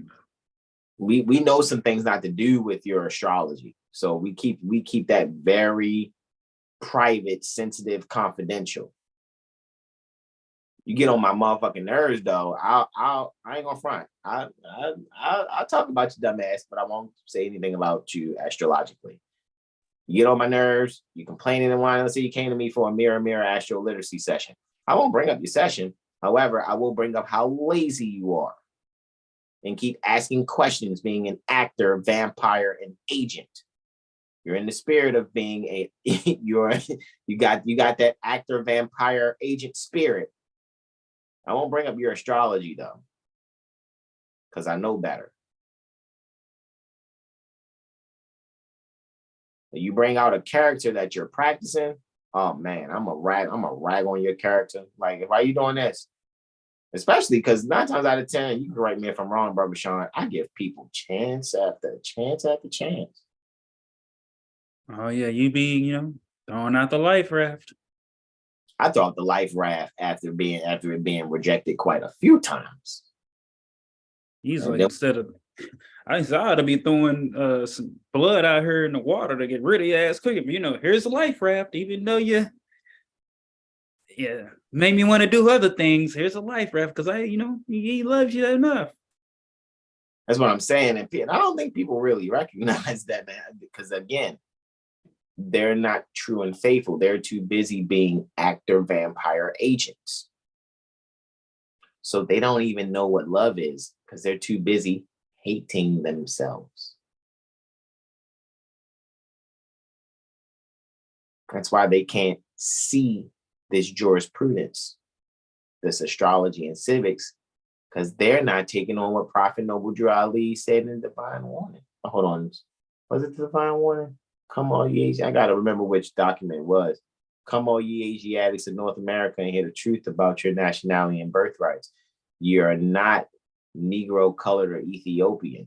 Go back to that mindset of your ancient foremothers and forefathers so that your days may be long upon the earthland. I'm paraphrasing.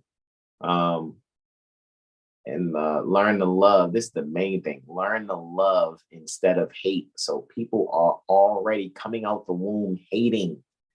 And the first schoolroom is the womb. So they're learning that hate within the schoolroom, which is the womb pertaining to their mother.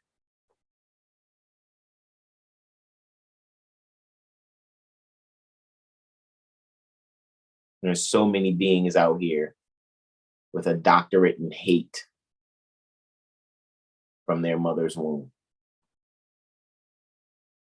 So many beings on the planet. And then they think they've gotten rid of that hate because they Oh, look, I'm a part of the Judicial Conference of the United States. I don't hate myself. I'm a policy making body politic member. But shut the fuck up. For real. You're robbing people with your administrative practices. Unless you're one of those ones that are sincere and genuine. Because I'm not saying all these beings are. I'm just saying those that are really just like, just comply. Just make it easier on yourself. Nah, I'm good. I'm good. I yield, bro. All right, 1986. Mm-hmm. Court of International Trade added. Chief of the Court of International Trade is added to membership of the conference. See how they're adding all these administrative chiefs to their conference. Y'all see this shit, right? This thing, right? So we're going to stop here at 86. We'll get to more slides next Friday. So let's just stop at 86 right here, right? We'll stop right there. All right. And then let's just go right here. And let's do and so this is a part of the introduction to the rules pertaining to federal procedure, right? So these are the federal rules of civil procedure as amended to December 1st, 2022. Click on any rule to read it. Rules of civil procedure for the United States District Courts. Right? I don't think that's a clickable link because there's no hyperlink to it. Title 1, Scope of Rules, Form of Action. Rule 1. Let's click, shall we? Rule 1. Scope and purpose. These rules govern the procedure in all civil actions and proceedings in the United States District Courts, except as stated in Rule 81. Wonder what that is. We should probably click on it. But first, let's finish reading.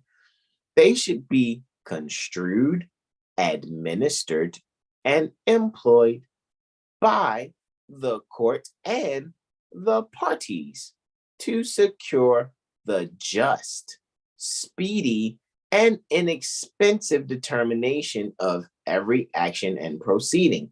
So let's look at this now like basketball.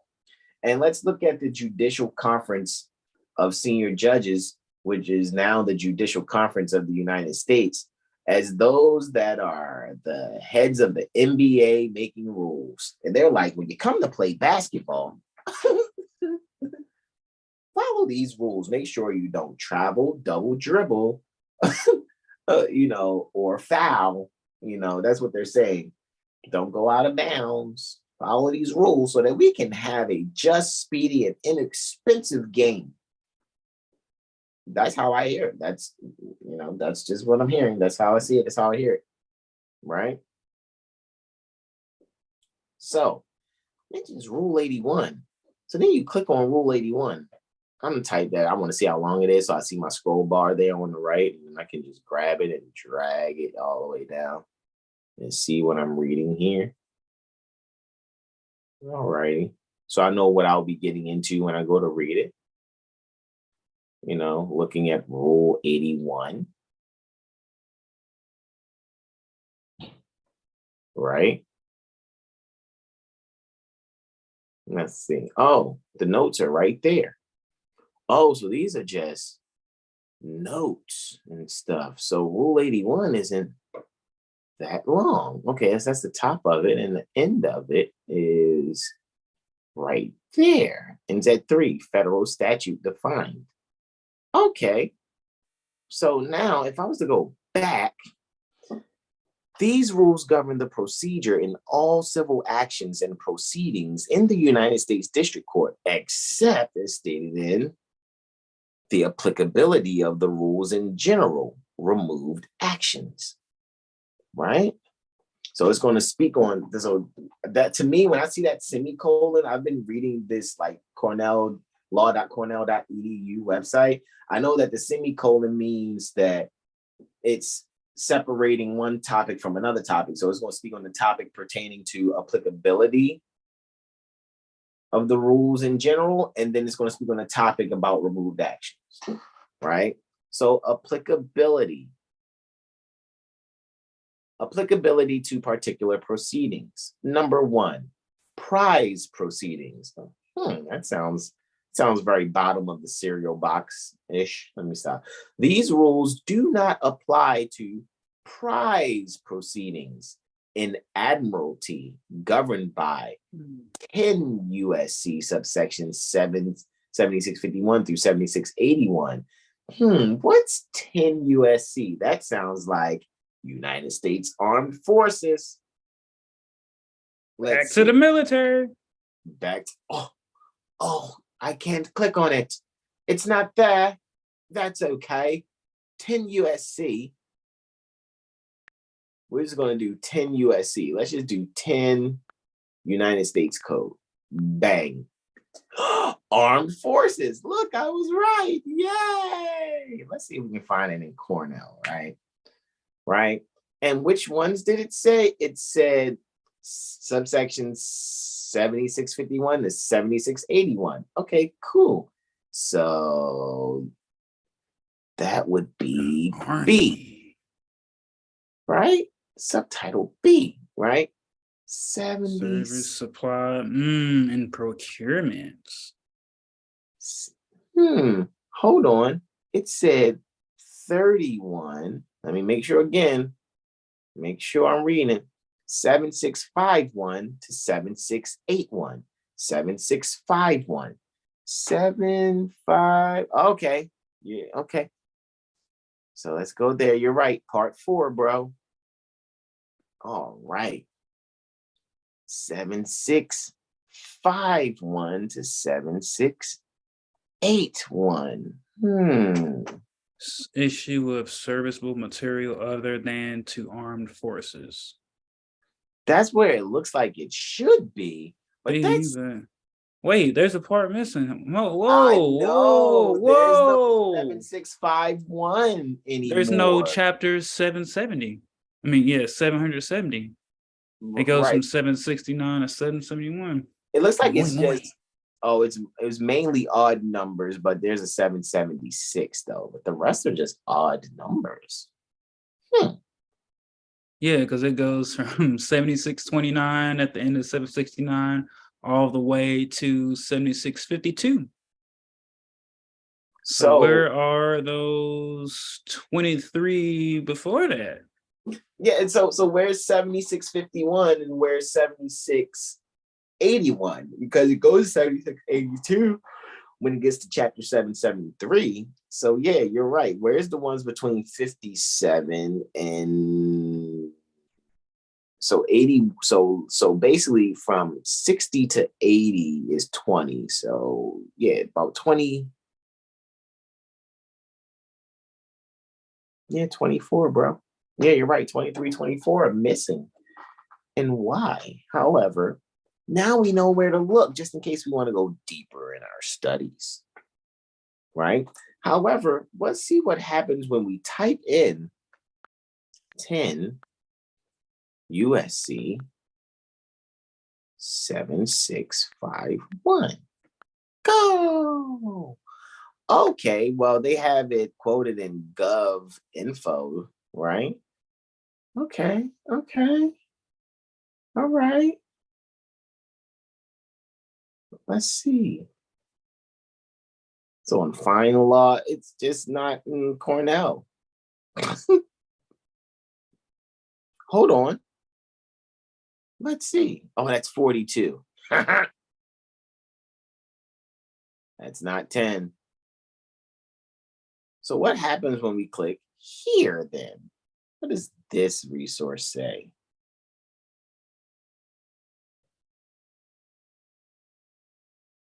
Contained within Title 10 Armed Forces Subtitle C, Navy and Marine Corps, Part 3, Education and Training, Chapter 655, Prize. Section 7651, Scope of Chapter. Can I click on that? Okay. Oh, Document. There we go.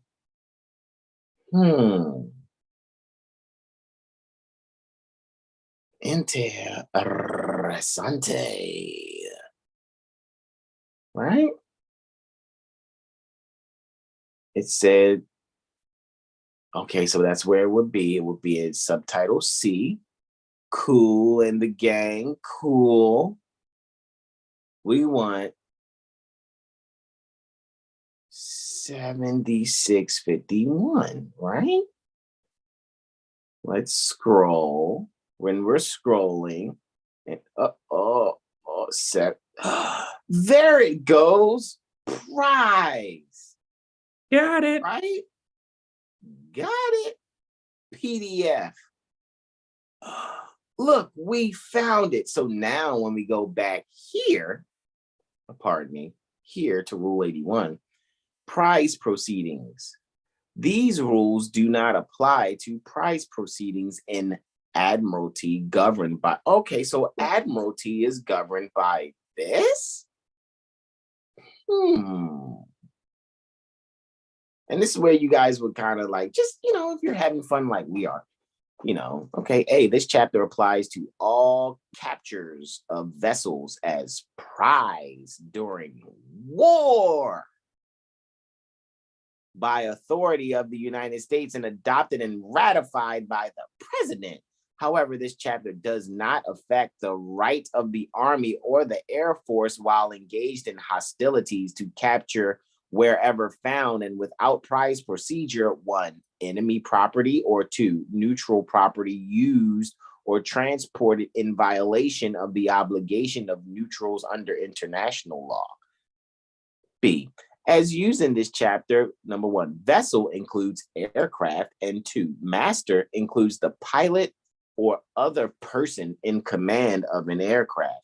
C, property seized or taken upon the inland waters of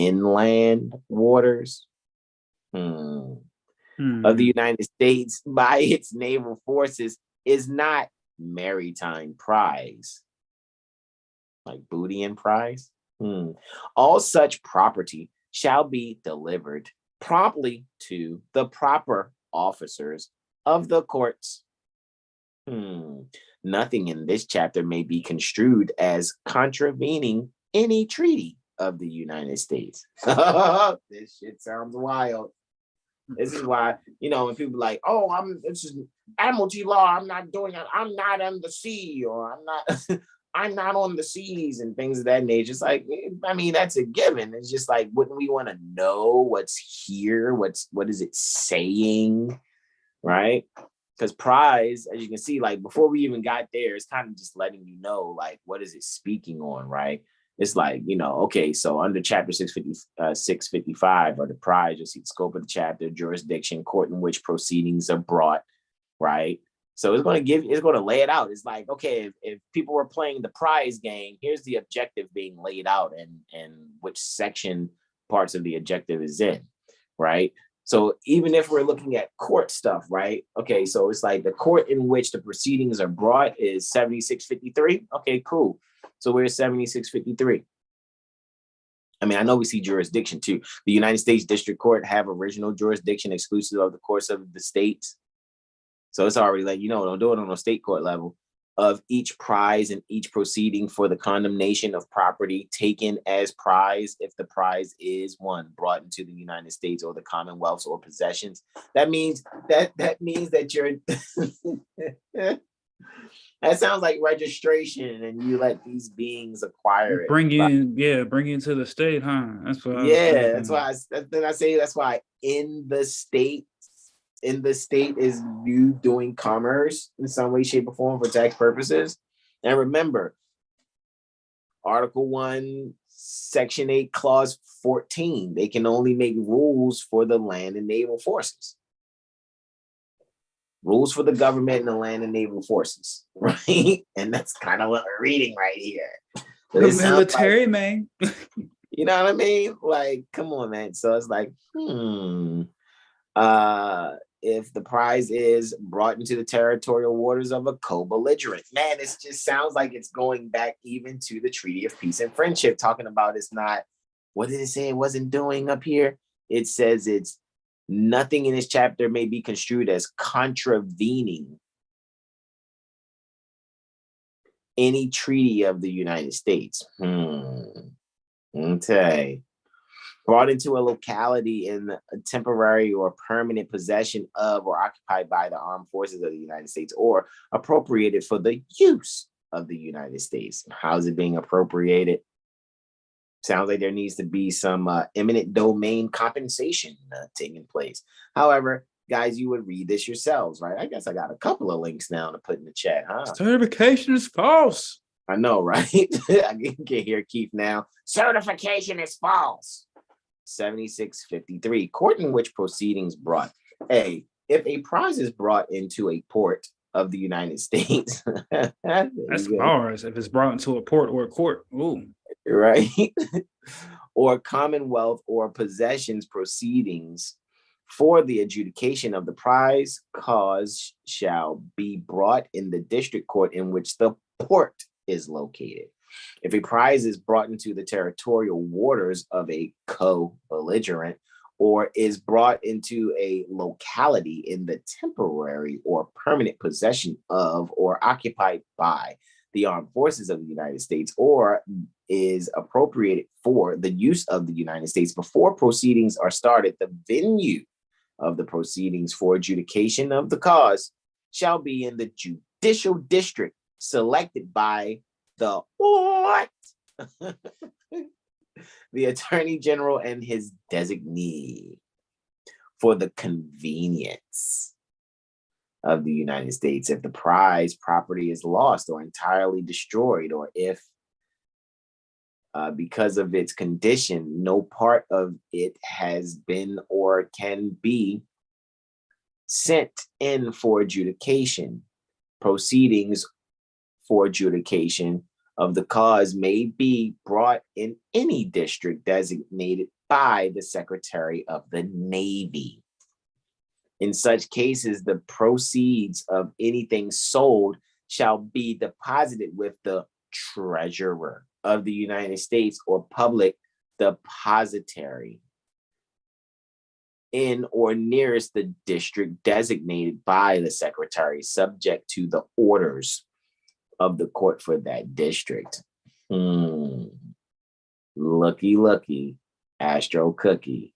So it's saying, which portions were revised pertaining to 7653 and where the source for those revisions come from and the source statutes at large, right? So it's kind of going backwards, like, okay, well, 7653B gets it from 34 USC 1160, which comes from August 18th, 1942, chapter 553, subsection 2, 56 statute at large 746, right? So that's just, this is fun. This is not, you guys having fun? I'm having so much fun. So excited. I know. So excited. Yo. Hey, yo. What am I reading here? Oh, man. So interesting, though. It's like, are there some definitions? Because here I want to know, what is prize? Right? What is prize? It says what vessel is and things of that nature. Where's the definitions? Right? That's what I want to know. I want to know, what is prize? Right? So now it makes me think, do we go back here and scroll back up on, gov.info? Yeah. And maybe, just maybe, yeah, we just look at the general provisions, yeah. And let's see, is it giving any definitions? Hey,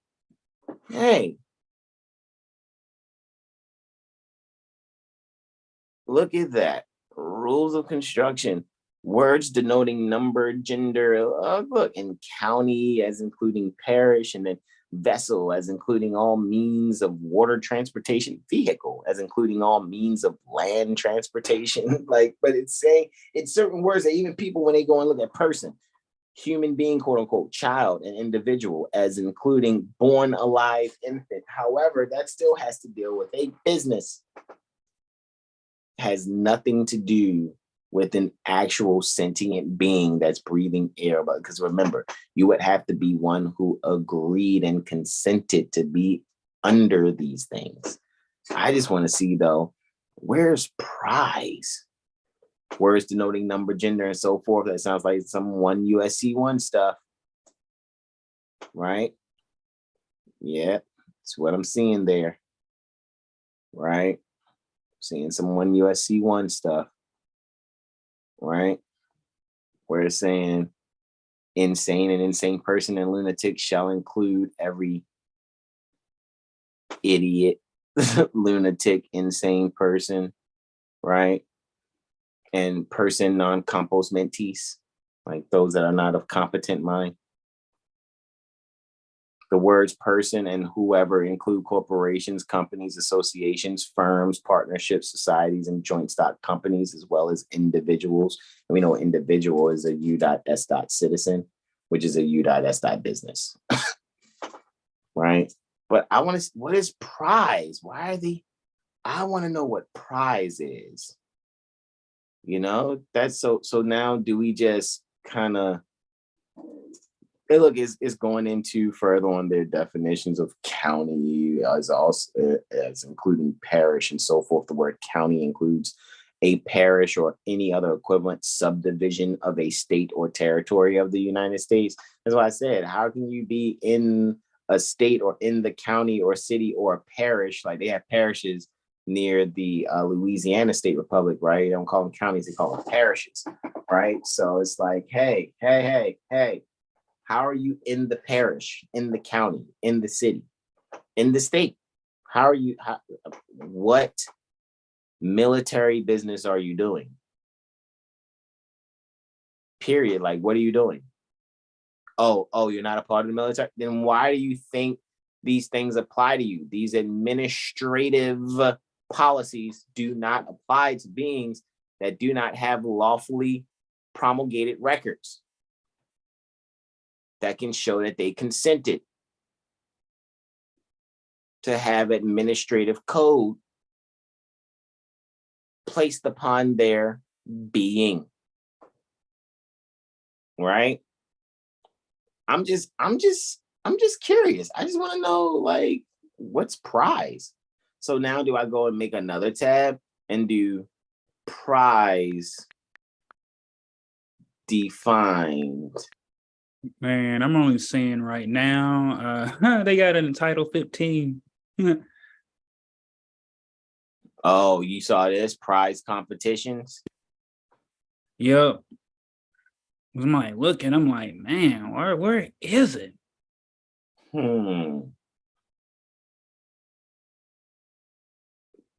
They're not actually defining Prize itself. So. Interesante.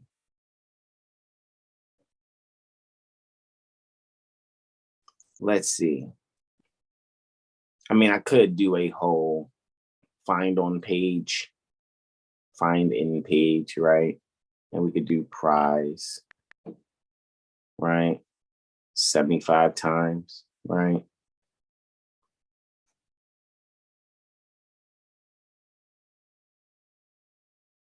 A prize competition may be one or more of the following types of activities: a point solution prize that rewards and spurs. It sounds like the things that be on back of boots. Spurs, San Antonio. The development. Just saying, of hey, solutions. Malika, she's on her. Oh yeah. What's up? What's up, sis? We're kind of we've been going over this federal rules of civil procedure stuff, but just looking at the history, and then it's like, except as in Rule 81. So we're like, what's prize? What in the frickety fruit frackers is prize? right? Because we done went over like the Judicial Conference. We stopped at 1986 within the Judicial Conference of the United States timeline. It's very interesting. It's beautiful because let's just fast forward a little bit and show this portion. You guys right? don't sleep. We're like how they say near the New York State Republic is, right? We're in that empire state of mind. And then y'all got other people out here watching too. Shame on all of you troublemakers. Shame or praise? Which one?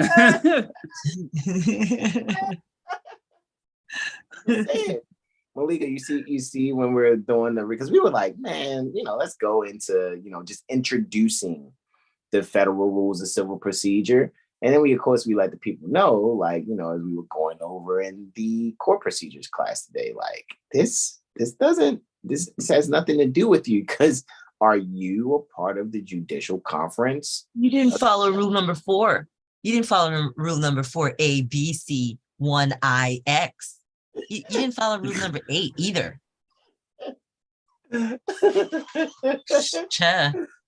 Yo, but the thing is, I keep reiterating, as we always do, that it's administrative. And they even admit here within the timeline of the Judicial Conference of the United States, it says Congress creates the administrative office of the U.S. courts, the AO. AO! Hey, yo, that's a piece of administration. Like, yo, it's all it. Look, hold on. That's not even, that's why the forms start with AO 214, AO 240. Hold on. Let's go back. Let's go back to the first. Come on. Let's go back to the first slide though, just real quick, because to show you like this is we just went over a few of the slides because we're going to probably do this over the next couple of Fridays just to look. But that's why it's like, okay, let's just introduce it.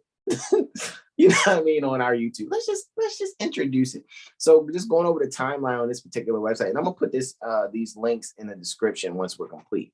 Yo, do you see on this first slide that it says that this judicial conference is a national policy making body which has helped ensure efficient administration away from justice? Because every time I see of, I don't just think of, I hear away from, off from, pertaining to, down from. All right, because it's a prepositional phrase. But they're a policy making body. That sounds like quasi. What? Who are you telling? Like, it's like, okay. And then it's funny because we had looked at the etymology of code, and it leads back to the Latin cauda. And I know cauda from astrology being the tail, like cauda draconis is the tail of the dragon, or the south lunar node in astrology. And caput draconis is the head of the dragon. So when you're looking at code and they're saying that code is coming from cauda, but they're tying it to a book. So it's like the book is the tail, the code is the tail, then what's the head? And that's why most codes are have an authority from somewhere. You know what I'm saying? And it's like the more we look at this and see the repetition of language, it's like, man, it's all using the same principles. Like there's really no new dance. It's just a new way of just speaking it, which is I know it's no surprise to us. It's just always refreshing to just keep confirming, like, look, they're doing it here too. And look over there, they're doing it there too. Look, the stupidity is everywhere. However, it's not stupid if you are one that is an agent. Maybe you are. All around the world, the same codes. All around the world, the same codes. Right? So I'm just looking at it, it's like, yo, like, wow. So we got through this slide and this slide and this slide, 1939. We had stopped at 1986, but hold on, yeah, where was the name change thing? Because I said, this is where I was like, look, man, this is what Malika was talking about earlier. And I was like, it's so easy to read.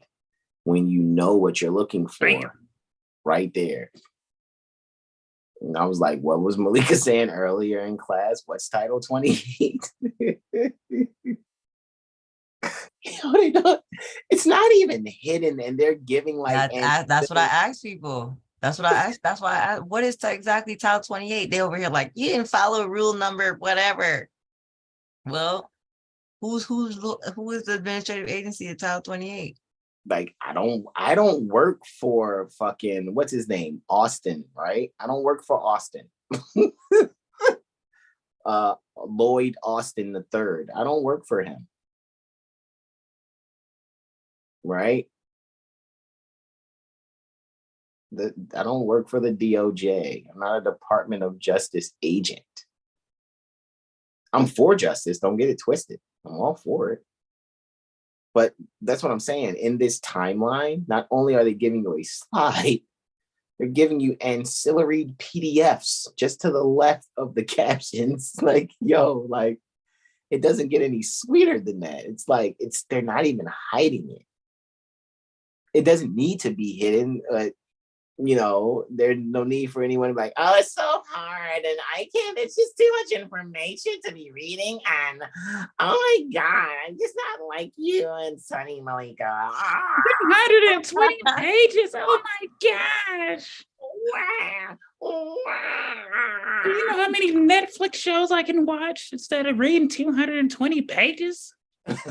Or 22 pages of the Judiciary Act? Yeah. Exactly. Hey, I didn't want to read, but can you help me? They took my babies, or they're trying to take grandma's house. But these Netflix shows ain't showing me enough what I need to know, but I don't want to read. Like, that's kind of like what it, and then when you think about why do we know they're all binge watching Netflix? I mean, come on. It's gotta, because, man. Or if I ain't binge watching, I'm at the club on the weekend throwing oh my ass. God. Basically. With my girls. Basically. Popping bottles, being bad bitches. Oh my God. Naughty bitches. But anyway. Because now when you think about what's going on in these courts or whatever, however, you know, they're talking about federal rules of civil procedure for the United States district courts, right? And as we're looking at these things, though, it's like, okay, then if this is the district courts, then what are they doing on the state level? Because in a lot of the language about federal courts, they're always distinguishing, like, yeah, this is what's happening on the district level outside of or above the state's courts. And it's like, okay, that makes me go, did y'all see that flashing neon sign that say won't fuck with them over there? That's kind of what that says to me.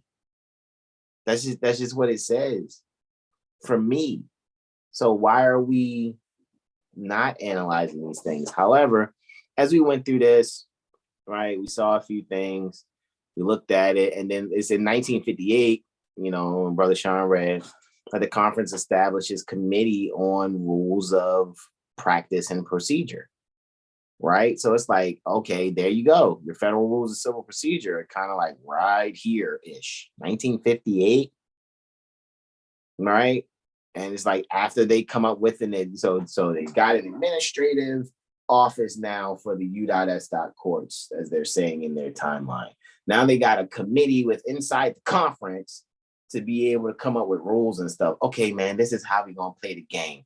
If they dribble the ball with two hands, it's going to be called a double dribble. Now, anybody that want to play basketball got to follow these rules. And it's funny, too, because when you're out there playing pickup, there's somebody actually blowing the whistle. However, you can tell, again, like, if you don't work for the NBA, why are you enforcing out of bounds travel and double dribble, right? If that's the case, then shouldn't everybody just be like walking with the ball wherever they can, right? But then it would be a really horrible game, because then people would be getting hurt, elbowed, fouled, clipped. You know, it's like, where's the structure, right? I get it for basketball and games of that nature. However, the thing is, you know, when you're playing basketball, you're not having your children being with you threatened.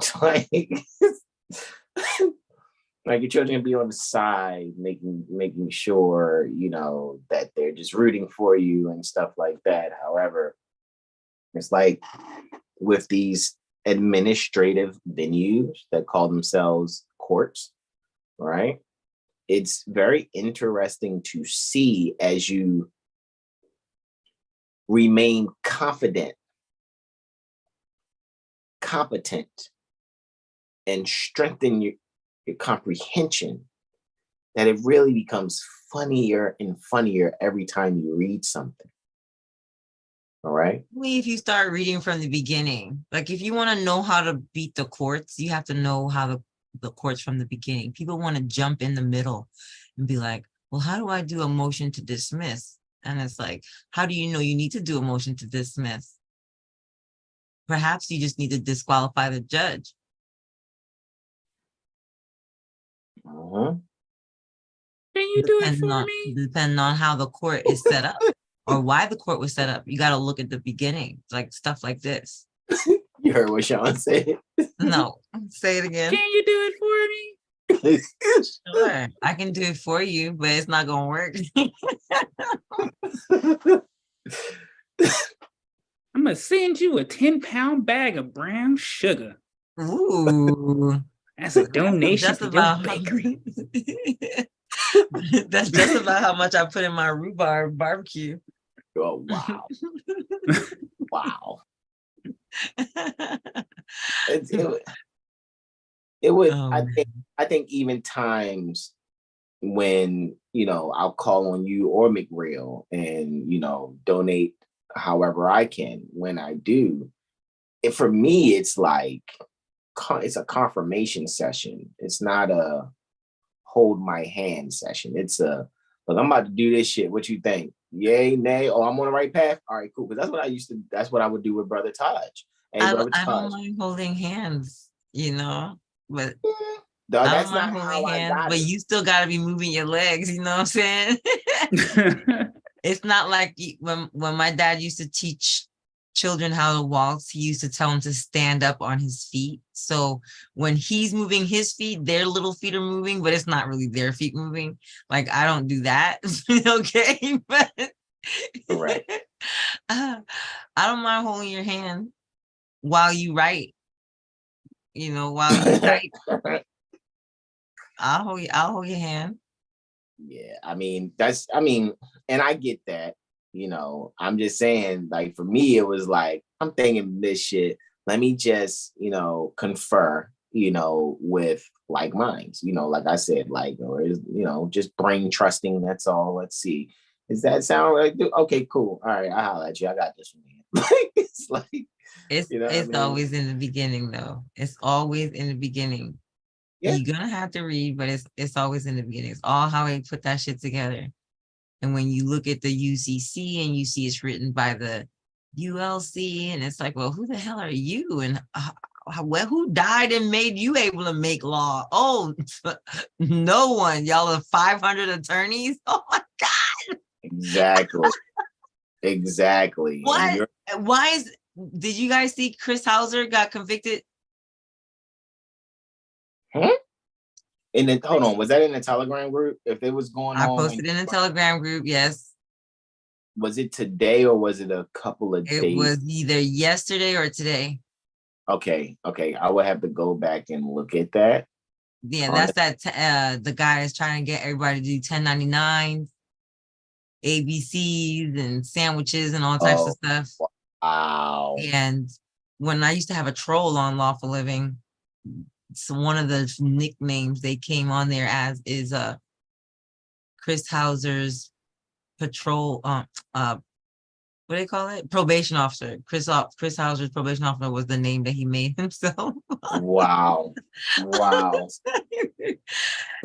was like, I totally get why, when you're just a general hater, you would just lump everybody in a particular, as you see in a particular light in the same, status or whatever you want to look at it. But I didn't take it personal.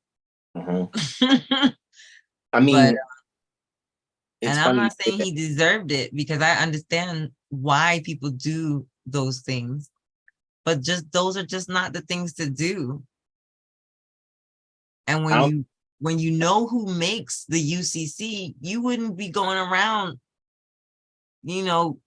probably quoting it or trying to associate it with the foundation of your creed. That's all I've been saying. That stuff is dangerous. We've been through it. Like I said, I done been through utilizing many different things on different documents, and it's almost like going through a dismal crypt, and then you come out on the other side, and there's this blazing light, and you hear trumpets, and then the air font comes with the scroll saying you passed. It's like that for me. It's like, oh, I didn't have to do that. Okay, cool. Now I comprehend what it's about, who it's for. That's why I talk about the beginning, because if you read the beginning of things, right? Like who set it up, why, right? You'll avoid doing those things, because that's when you see the light, in my opinion, in my experience, right? You go back to the beginning, you're like, oh shit, like you mentioned a few minutes ago, because I was listening on another device. It wouldn't let me see the chat though, but Article 1, Section 8, Clause 14. Like, wait a minute. Who does this apply to? Wait a minute. Indeed. And they tell you that near the beginning. And that's all I keep telling people. If you don't want to get caught up, read how things start, read how things began, read the initial intent, read the congressional findings and legislative authority. That's what you have to know, more than help me, like I keep saying, help me write this motion to dismiss, or how do I get a template for some other thing. It's like, how do you know that's even what you're supposed to be doing? Because when you find out these people are not even supposed to be dealing with you, and then you go tell on they mammy or they pappy, and they're like, oh, you didn't follow rule number whatever. Like, oh, bitch, that's the reason we here. You keep trying to get me to follow your rules. Correct. And it sounds like you can't follow the rules of federal rules of civil procedure, even though it's said that, hold on, where are we? Let's go back to here, right? Right. Was it okay? Hold on. Let me hit the back button one time. Did I not rage? I just love when they reference Title 10 in this shit. Yeah, that's when I was like, except for 81, and that's what you came in on, and I was like, why Rule 81? And the first thing it mentioned was prize proceedings, and then it goes Title 10, subsection 7651 through 7681. I was like, that's armed forces. Wow. Huh. Good God. What is it good for? Exactly. So it's like only the revenue. military. That's what it's good for. It's good for raising revenue. War. It's saying it's under, prize proceeding is obviously admiralty governed under those, that title and those subsections. So it's like, okay, so the federal rules of civil procedure don't apply to those things in Rule 81. It's saying then, I mean, okay, cool, whatever. However, it's all like, when I read this Rule 1 scope and purpose, I also kind of hear like, if you want to play basketball so that we can have a just, speedy, and inexpensive game, use these rules to play basketball with. And that's what I hear, because it's saying these rules govern the procedure. They govern the procedure, not the beings. However, in all civil actions and proceedings in the United States district courts, which we all can see is administrative, except as stated in Rule 81. So that's where, because obviously this is a totally different fucking court. When you get to Rule 81, they, these federal rules of civil procedure should be construed, administered, and employed by the courts and the parties. And that's when I know, like before, you brought up Rule 17, talking about how the plaintiff and defendant must be officers. If I'm misquoting that, I'm open for correction, but that's what I recall. right? Mhm. So dare I ask this question? Could we ever really be parties? Because what we're actually doing is we're actually reporters. Remember, we was bringing that up the other day. I think it was Mhm. the day. We're actually reporting, and we're like, Mhm. "Hey, you, this is what happened." And then when we report that to them, they supposed to be like, "Oh shit, I got to make sure I don't get held for misprision of felony and shit." Like that's how they should be. Exactly. That's how they should be. Let me handle this. Let me handle this slip and fall accident. Let me handle this. One of our agents rear-ended somebody out there on the highway. Let me handle that. Correct.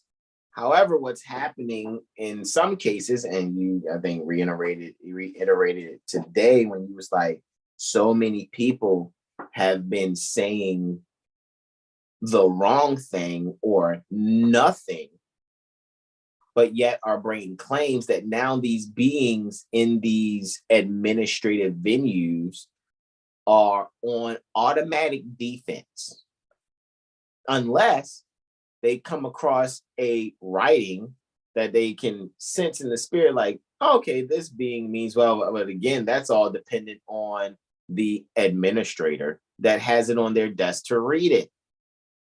The administrator called judge, right?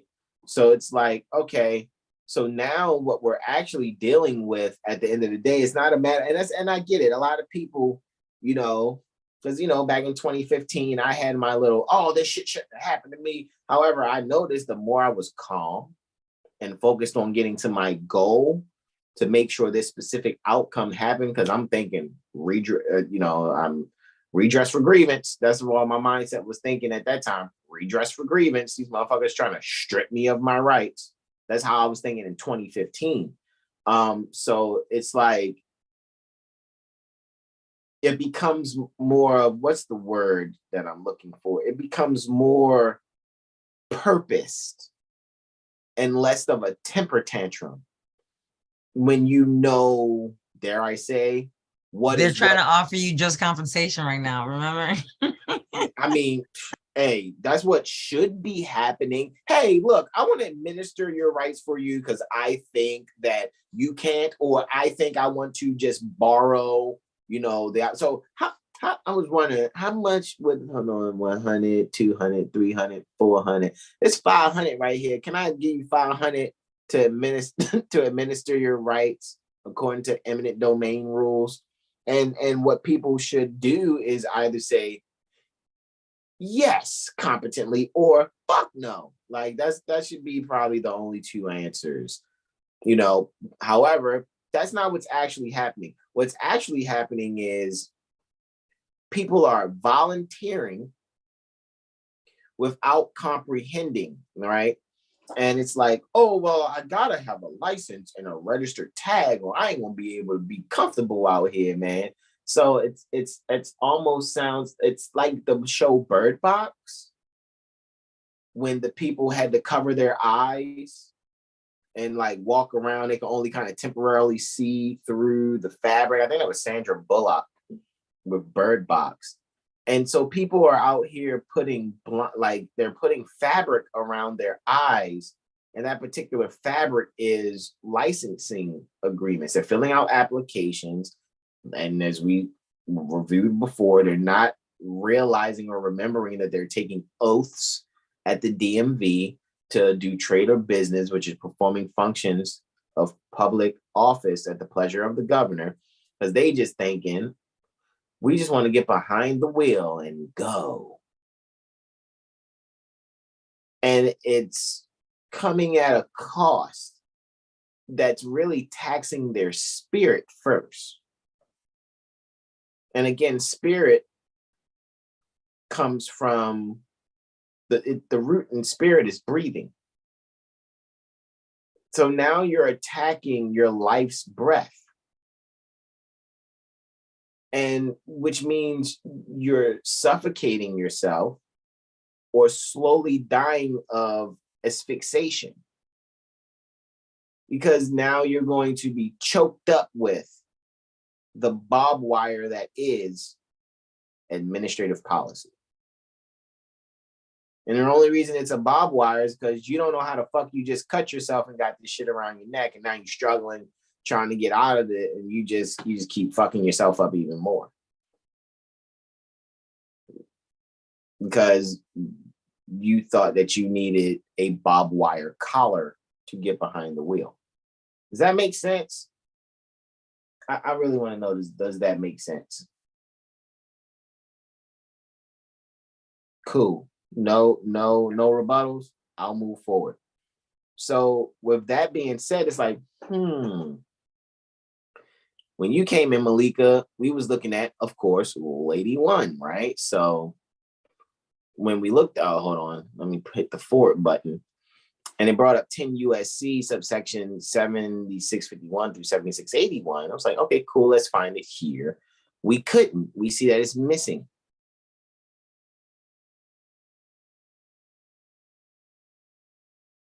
Right? If I'm looking in the right place, right? If you look at chapter 771 and then chapter 773, you don't see a 7651 through 80. So we had to go to govinfo.gov. And that's what you saw us reading here when we came here to Title 10 Armed Forces for page 1875, subsections 7661 through 7681. And that's when I was like, I wonder what the definition of prize is.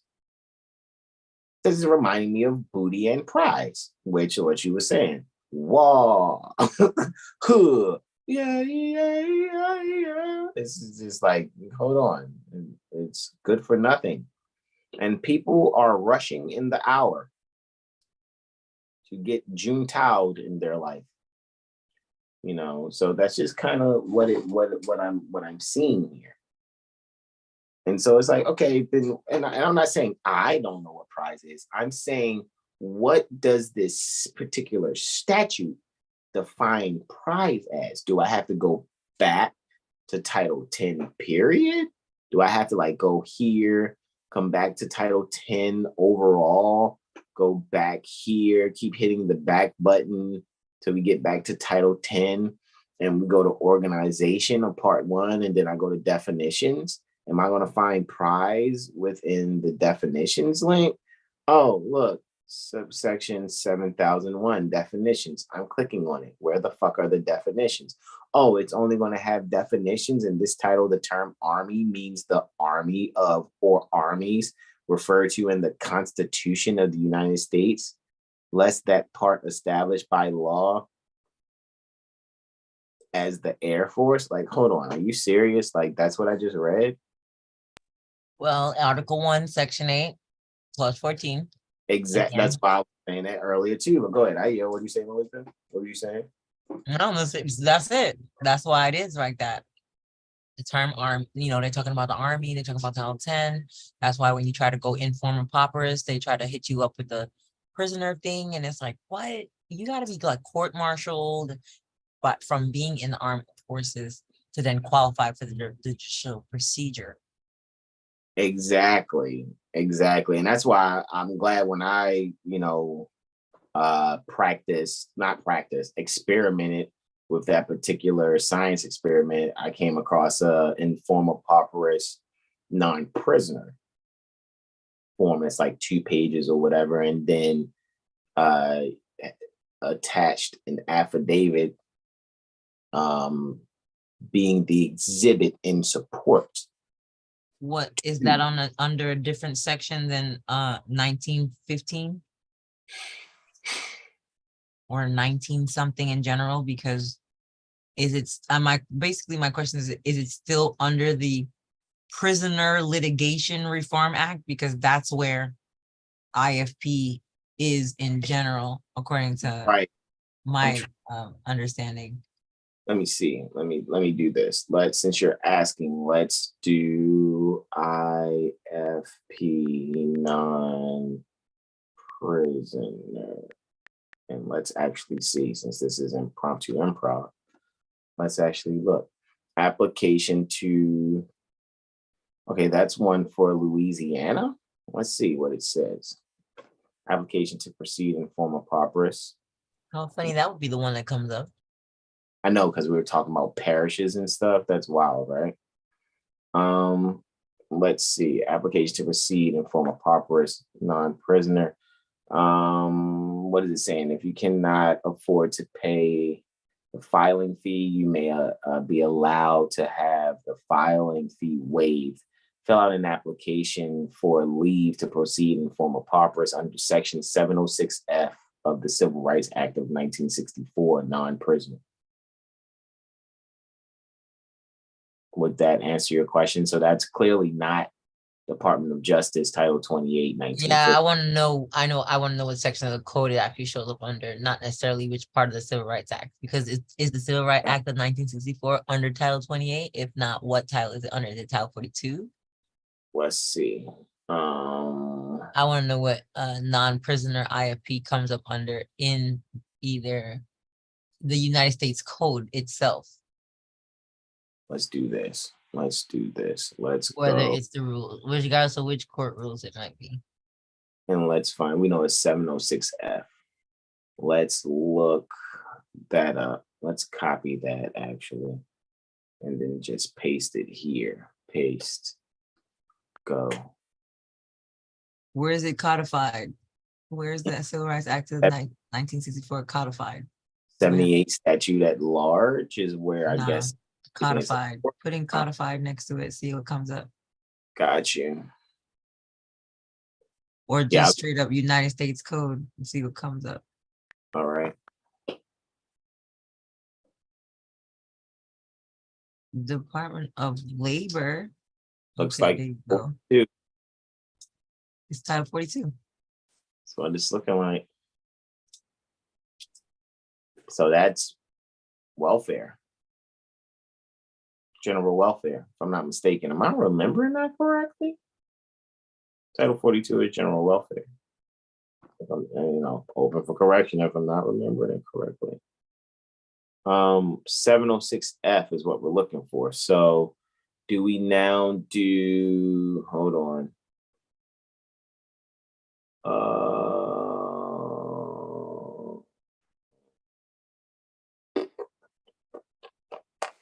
Let me see this real quick. Just refining what I'm thinking in my head real quick before I do it.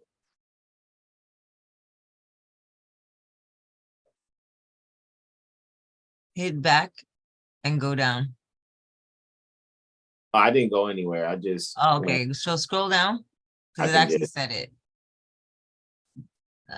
It's scroll. Yep, there it goes right there. It says 42 USC 2000 D et sec was enacted as the landmark Civil Rights Act of 1964. So it is Title 42. Okay, right so then let's do this. Do we then just go to, and I'll do this.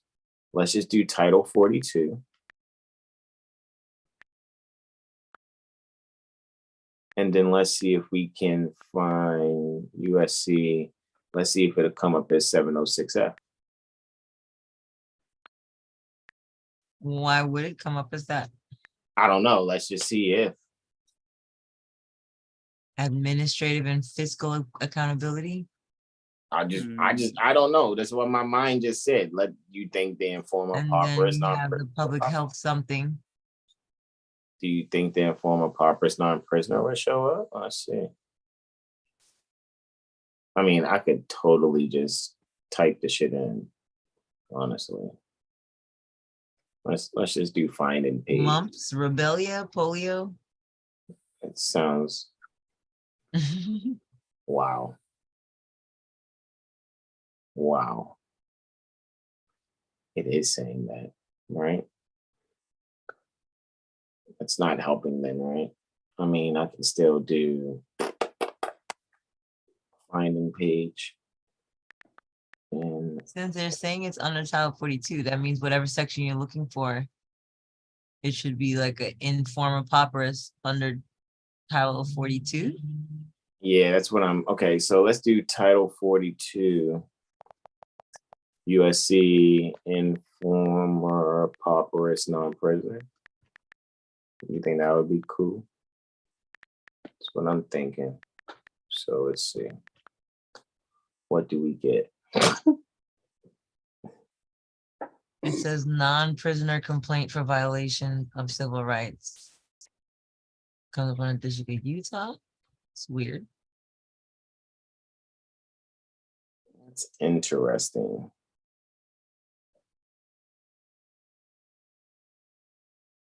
Yeah, anytime I search IFP, only 28 USC 1915 comes up. See, when I came across IFP non-prisoner, I was like, that's different. So just delete Title 42 and do informer paupers non-prisoner and see it, like just take away Title 42, take away Title 42 and just see if it shows where else in the US code it shows up. All right. Yeah. USC informer pauper. Yeah, it's still coming up with that. Interesante. I want to know what the Civil Rights Act of 1964, Section 706F is. Maybe I should type it as that. That's what that's curious about. That's what I'm actually curious about. I want to know what the definition of a non-prisoner is. That's what I'm like, See, it says something about Missouri courts non-prisoner. Yeah, because that just seeming like it's a part of each so-called United States district court for the district of blah blah blah blah blah. That's what I'm seeing. So it's like, now what if I do Civil Rights Act of 1964, Section 706 F, right? Go. See Title 7, Title 6. It comes up under the EEOC. Interessante. So guess what that means? What have to be working for them. Interessante. Right there at 701. Let's see. Let's go. Look at that. Employee, commerce, trade. Hey, look, they got the term. Yeah, I'm not a prisoner, but I'm still an employee.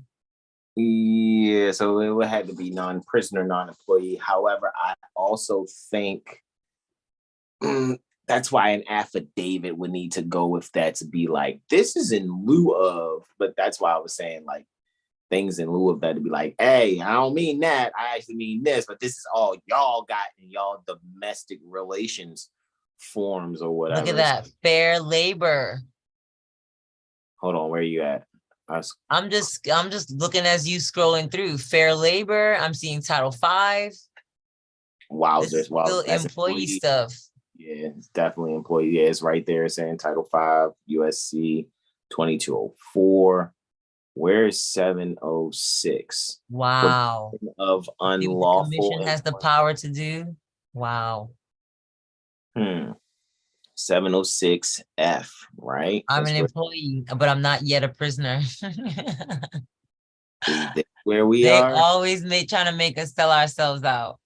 Yeah, that's why I think that's where I think the affidavit to clarify, like, this is a strike through on this portion because it still doesn't apply to us, though we're not prisoner nor employee. Each United States District Court and each United States Court of a place subject to the jurisdiction of the United States shall have a jurisdiction of actions brought under this title. Such an action may be brought in any judicial district in the state in which the unlawful employment practice is alleged to have been committed, in the judicial district in which the employment records relevant to such practice are maintained and administered, or in the judicial district in which the plaintiff would have worked, but for the alleged unlawful employment practice. Federal Rules of Civil Procedure 17, capacity. Again, that's why I said, let's take it's coming full circle. Like, I'm not even trying. This is, when I say this is impromptu improv, we didn't even like pregame with this shit. The only thing we pregame was the etymology. Everything else we're literally doing on the fly live right now. Not bullshitting you. So hold on. You said 17. I could just go back here and go back from Rule 81, right? Scroll down to 17. Capacity, plaintiff and defendant capacity, public officers, right? Let's zoom in.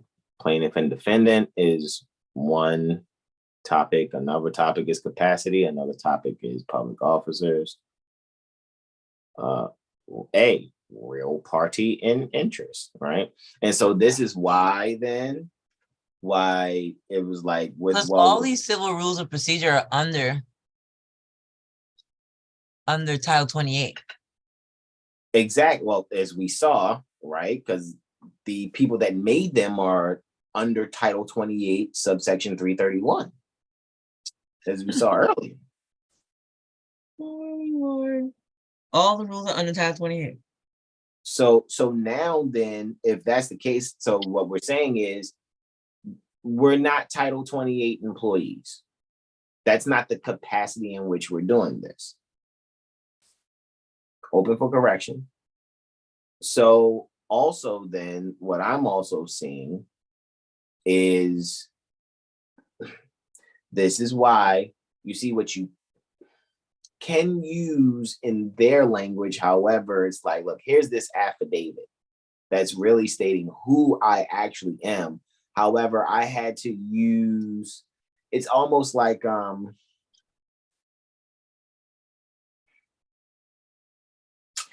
had to borrow, so it's like you had to know somebody to get into something.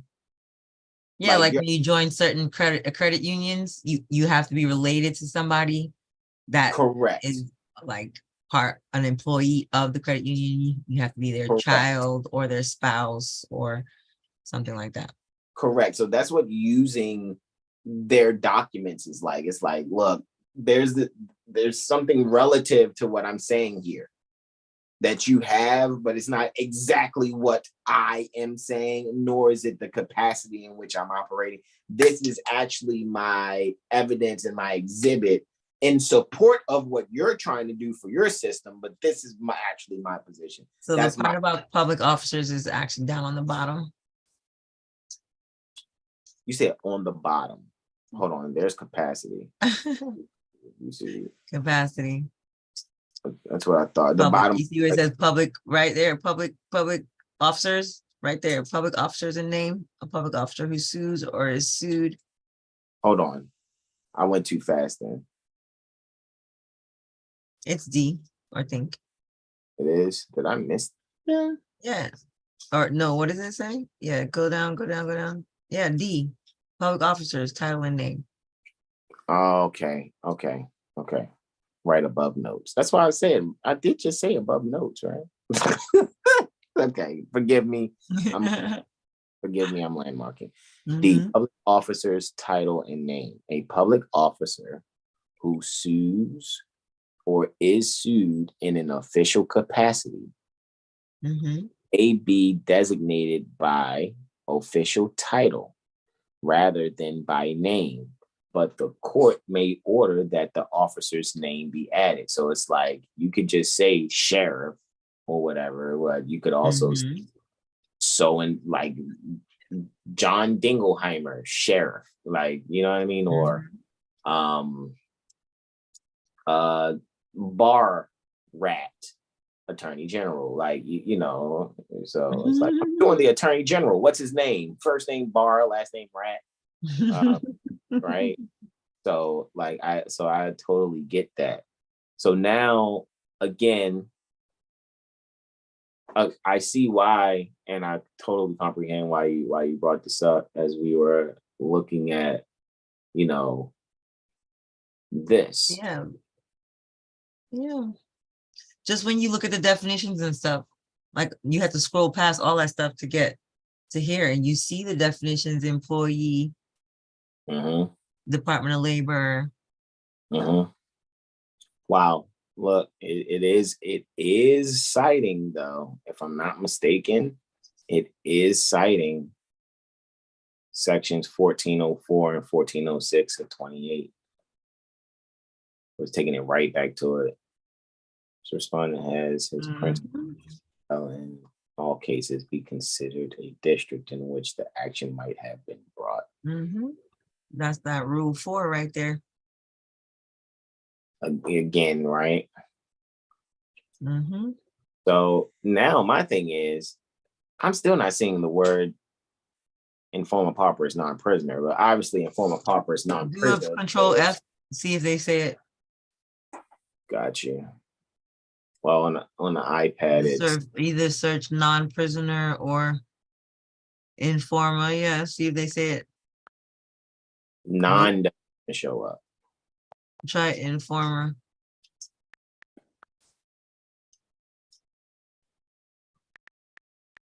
Nope. Yeah. So it's like, is that even what we're looking for then? I think that what happens is people say informer paupers and then just call it a non-prisoner version, but there's no actual statutory non-prisoner version. Got you. And it's funny because apparently to them, the only time you should not be getting paid as an agent is perhaps when you're in jail. Otherwise, you should be able to give them back their military script that you're getting in the form of earning or payment or whatever they try to tell you it is. And it's interesting because these United States district courts obviously have this document. Yeah, they're saying non-prisoner. So if we click on it, of course, we're just seeing there's a revision from 12.6.12 at the top left. However, it's look. So what does it say in 706F? Let's go back to the thing and see what it says. Right. That's what I was looking for here, because that's where we are. Let's go to 706. Let's do a find on page 706. Yeah, that's where I was already. Where's 706? That's where I was at. I was on F, right? That's 9. That's 8. That's where I was. That's 7. Okay. F. You just passed it. Okay. I'm right there on it. Then we just read that. When I showed you, it took us right back to 1404 and 1406. Yeah, something about unlawful employment practice. That's what I'm saying. So it's like non-prisoner, another way of saying employee. Then like, what the fuck? Like that's like, I'm looking at the language now. However, like would have worked.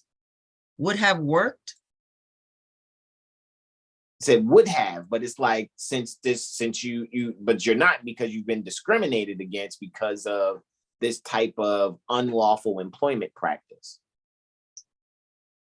So it's almost like, yeah, so I'm not a prisoner, I'm an employee.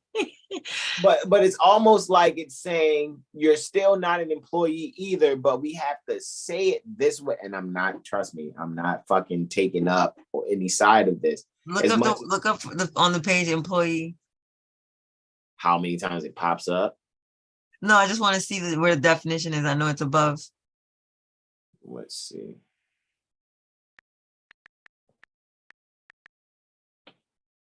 Yeah, you see how they tell you employee, employer.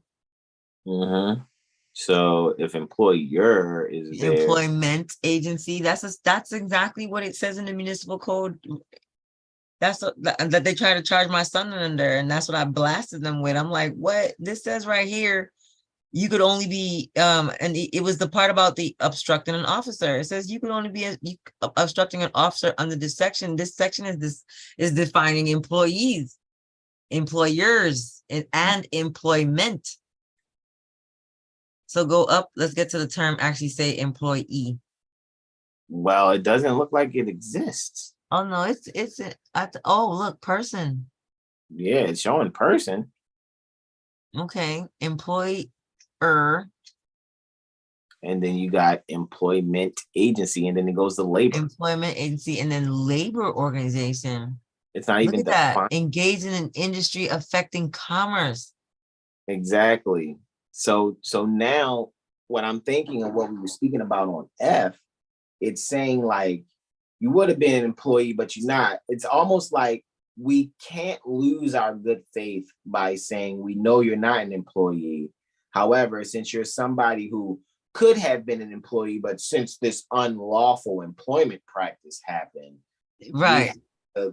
we have to say it this way in order to give you redress for grievance, even though you're not an employee, but you could have been an employee, wink, wink, but we don't have an application.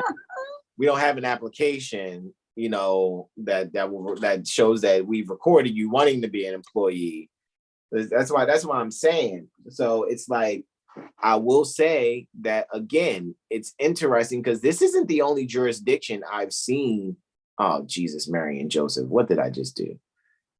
This isn't the only jurisdiction where I've seen this languaging. Where did it go? Where did that go? Is it right? Hold on. Let me see if I can find it again. Did I erase my mistake?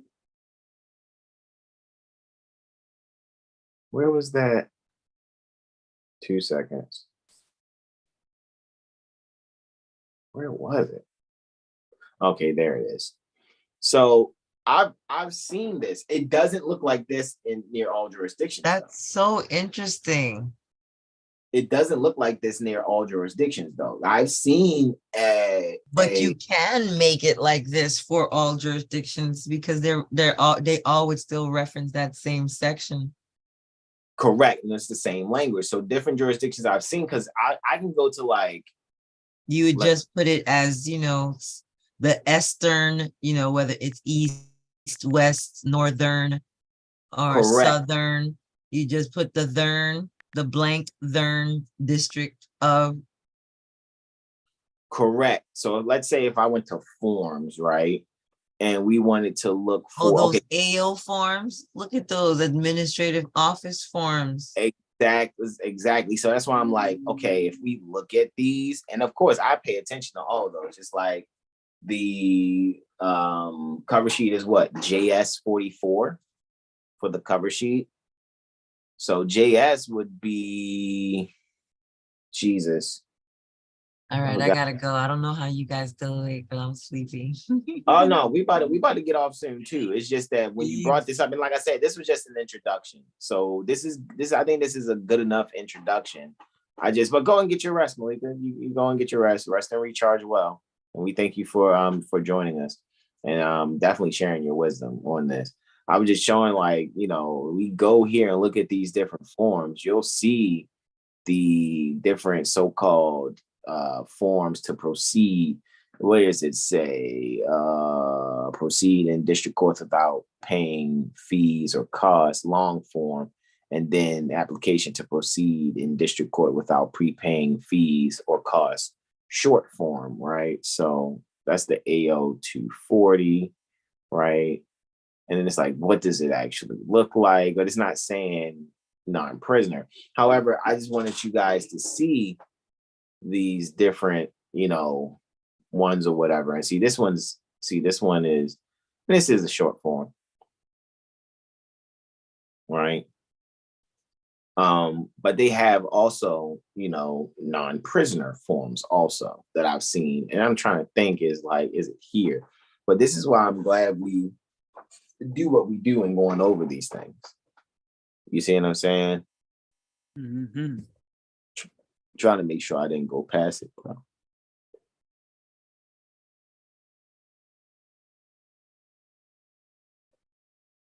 Because I'm trying to think, is this where I got it from? But you can see different jurisdictions have the whole informal, the IFP non-prisoner. It's like,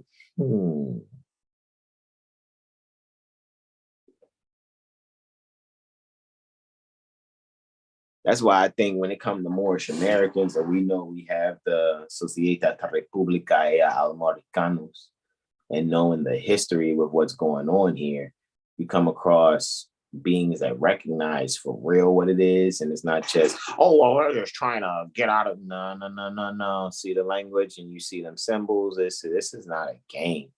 Like, And that's when I think certain things get recognized when we put in our affidavits and they go, hold on. Yeah, we remember, guys, they could have been an employee, but but they're not because of whatever they will make up and say, as we saw there. But we also know most Americans don't necessarily deal with civil rights, either. You know what I mean? But again, it's like knowing some relative, but this is how we don't belong there. So we're using these administrative arenas for them to rectify their people, not necessarily for our benefit. It's to rectify their people so that they're not out here molesting us for, as far as our rights are concerned, not physically molesting in that sense. I'm just talking about as far as trying to administer rights and stuff. You know what I'm saying? That's very interesting. Because like I said, there's different websites that I've seen, and I'm just wondering if it was this one. It's funny, they go to financial affidavit stuff, they go CG. So now we're in the CGA section. Right? That's why it's like, dude, is there? Let's see. Finding page. Is there NON?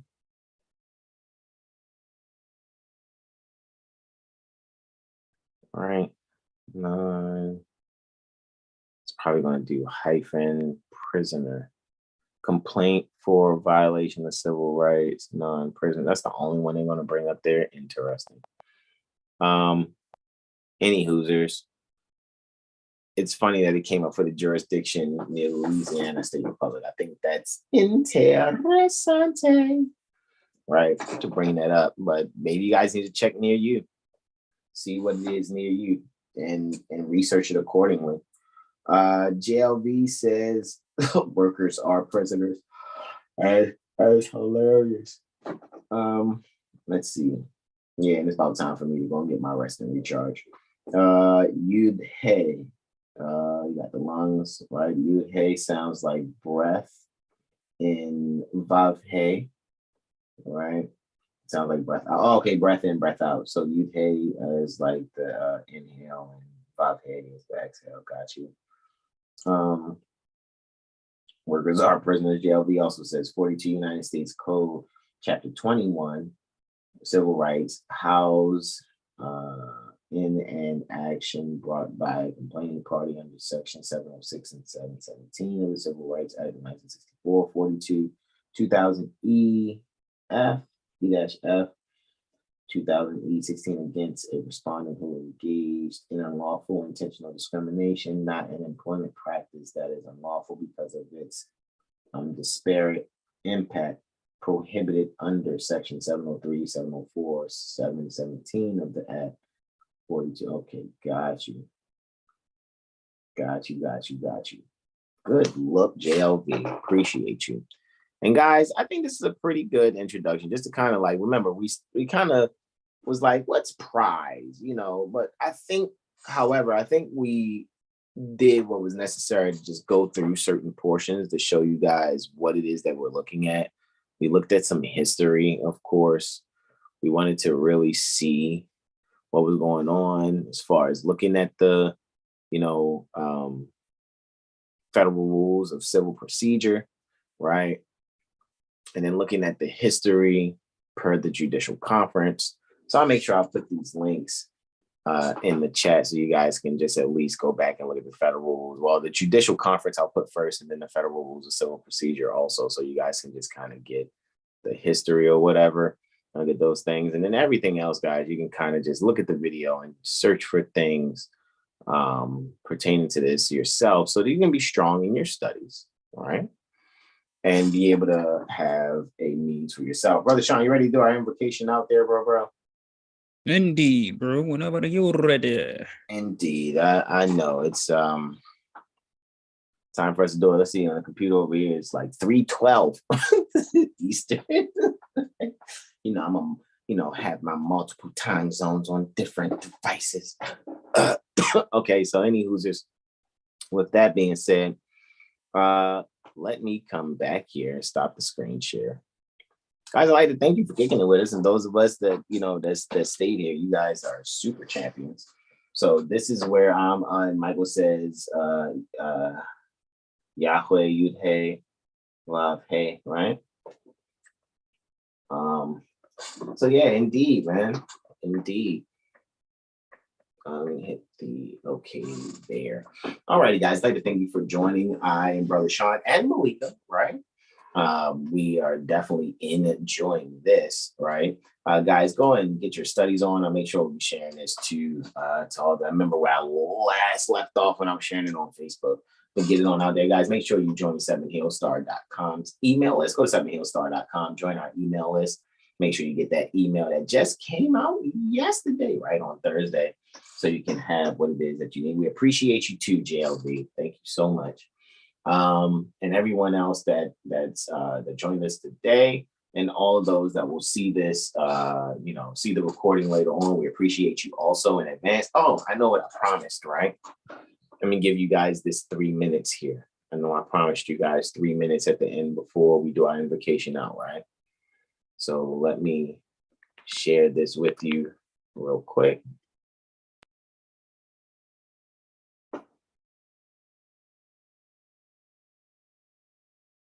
All clear. Clear. Really? Is that what it did? Why did it do that? All clear. Clear. Supreme honors to Prophet Noble Drew Ali. I know you guys see the title. Are Moors knowing scholars, right, who deal with knowledge, or are Moors crybaby believers who deal with emotions and beliefs? I want to write in all lowercase letters and follow some judge. Yo. We have a consulate. Writing in all lowercase letters is like letting your child dress themselves, like they don't know what they're doing. I want to have somebody wear a piece of metal on their chest with a bulletproof vest and be able to carry a Glock 40 with 17 shots in it. Is it bravery or is it incompetence? Stop it. Please stop it. Go and meet Prophet Noble Drew Ali in his literature. Stop being a crybaby believer. Stop looking for someone to follow and free your own mind. Save yourself and be a self-savior. I yield, bro. Islam.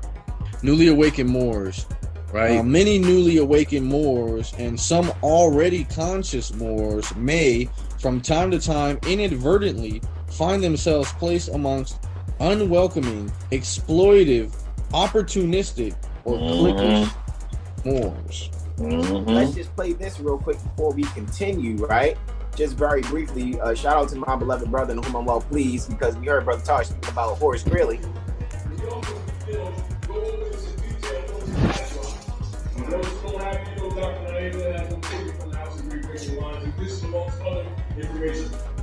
And Brother Hasan added tons of more stuff to keep you busy another 15 years.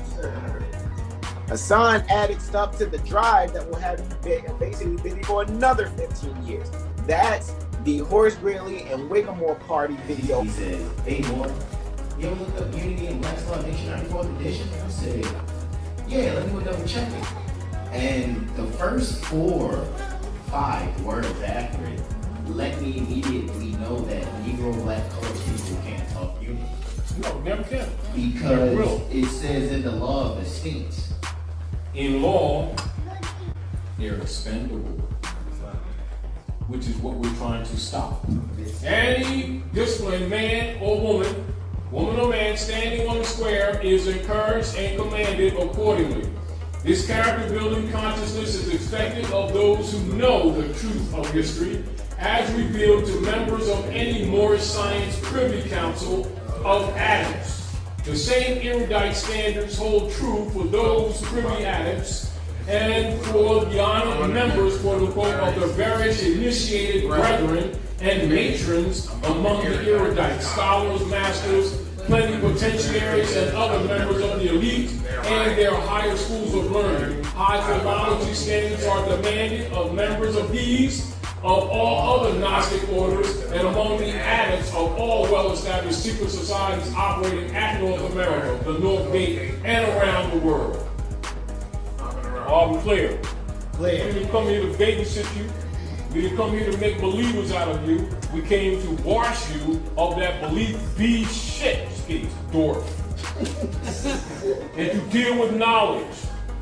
Don't come here looking for beliefs because you're not going to get it. You're in the wrong place. Are we clear? You know, go over this in detail on your flash drive. For those who don't have it, you know, Dr. Naima has them for you from the House of Awakening Minds, and this is amongst other information. And plus, Hasan added tons of more stuff to keep you busy another 15 years. You know, so you got 25 years studying on there easily.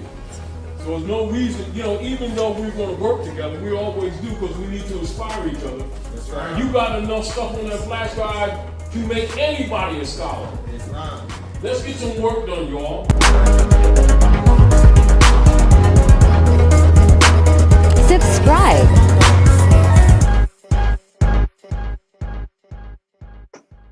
Are we clear? Clear. Supreme honors.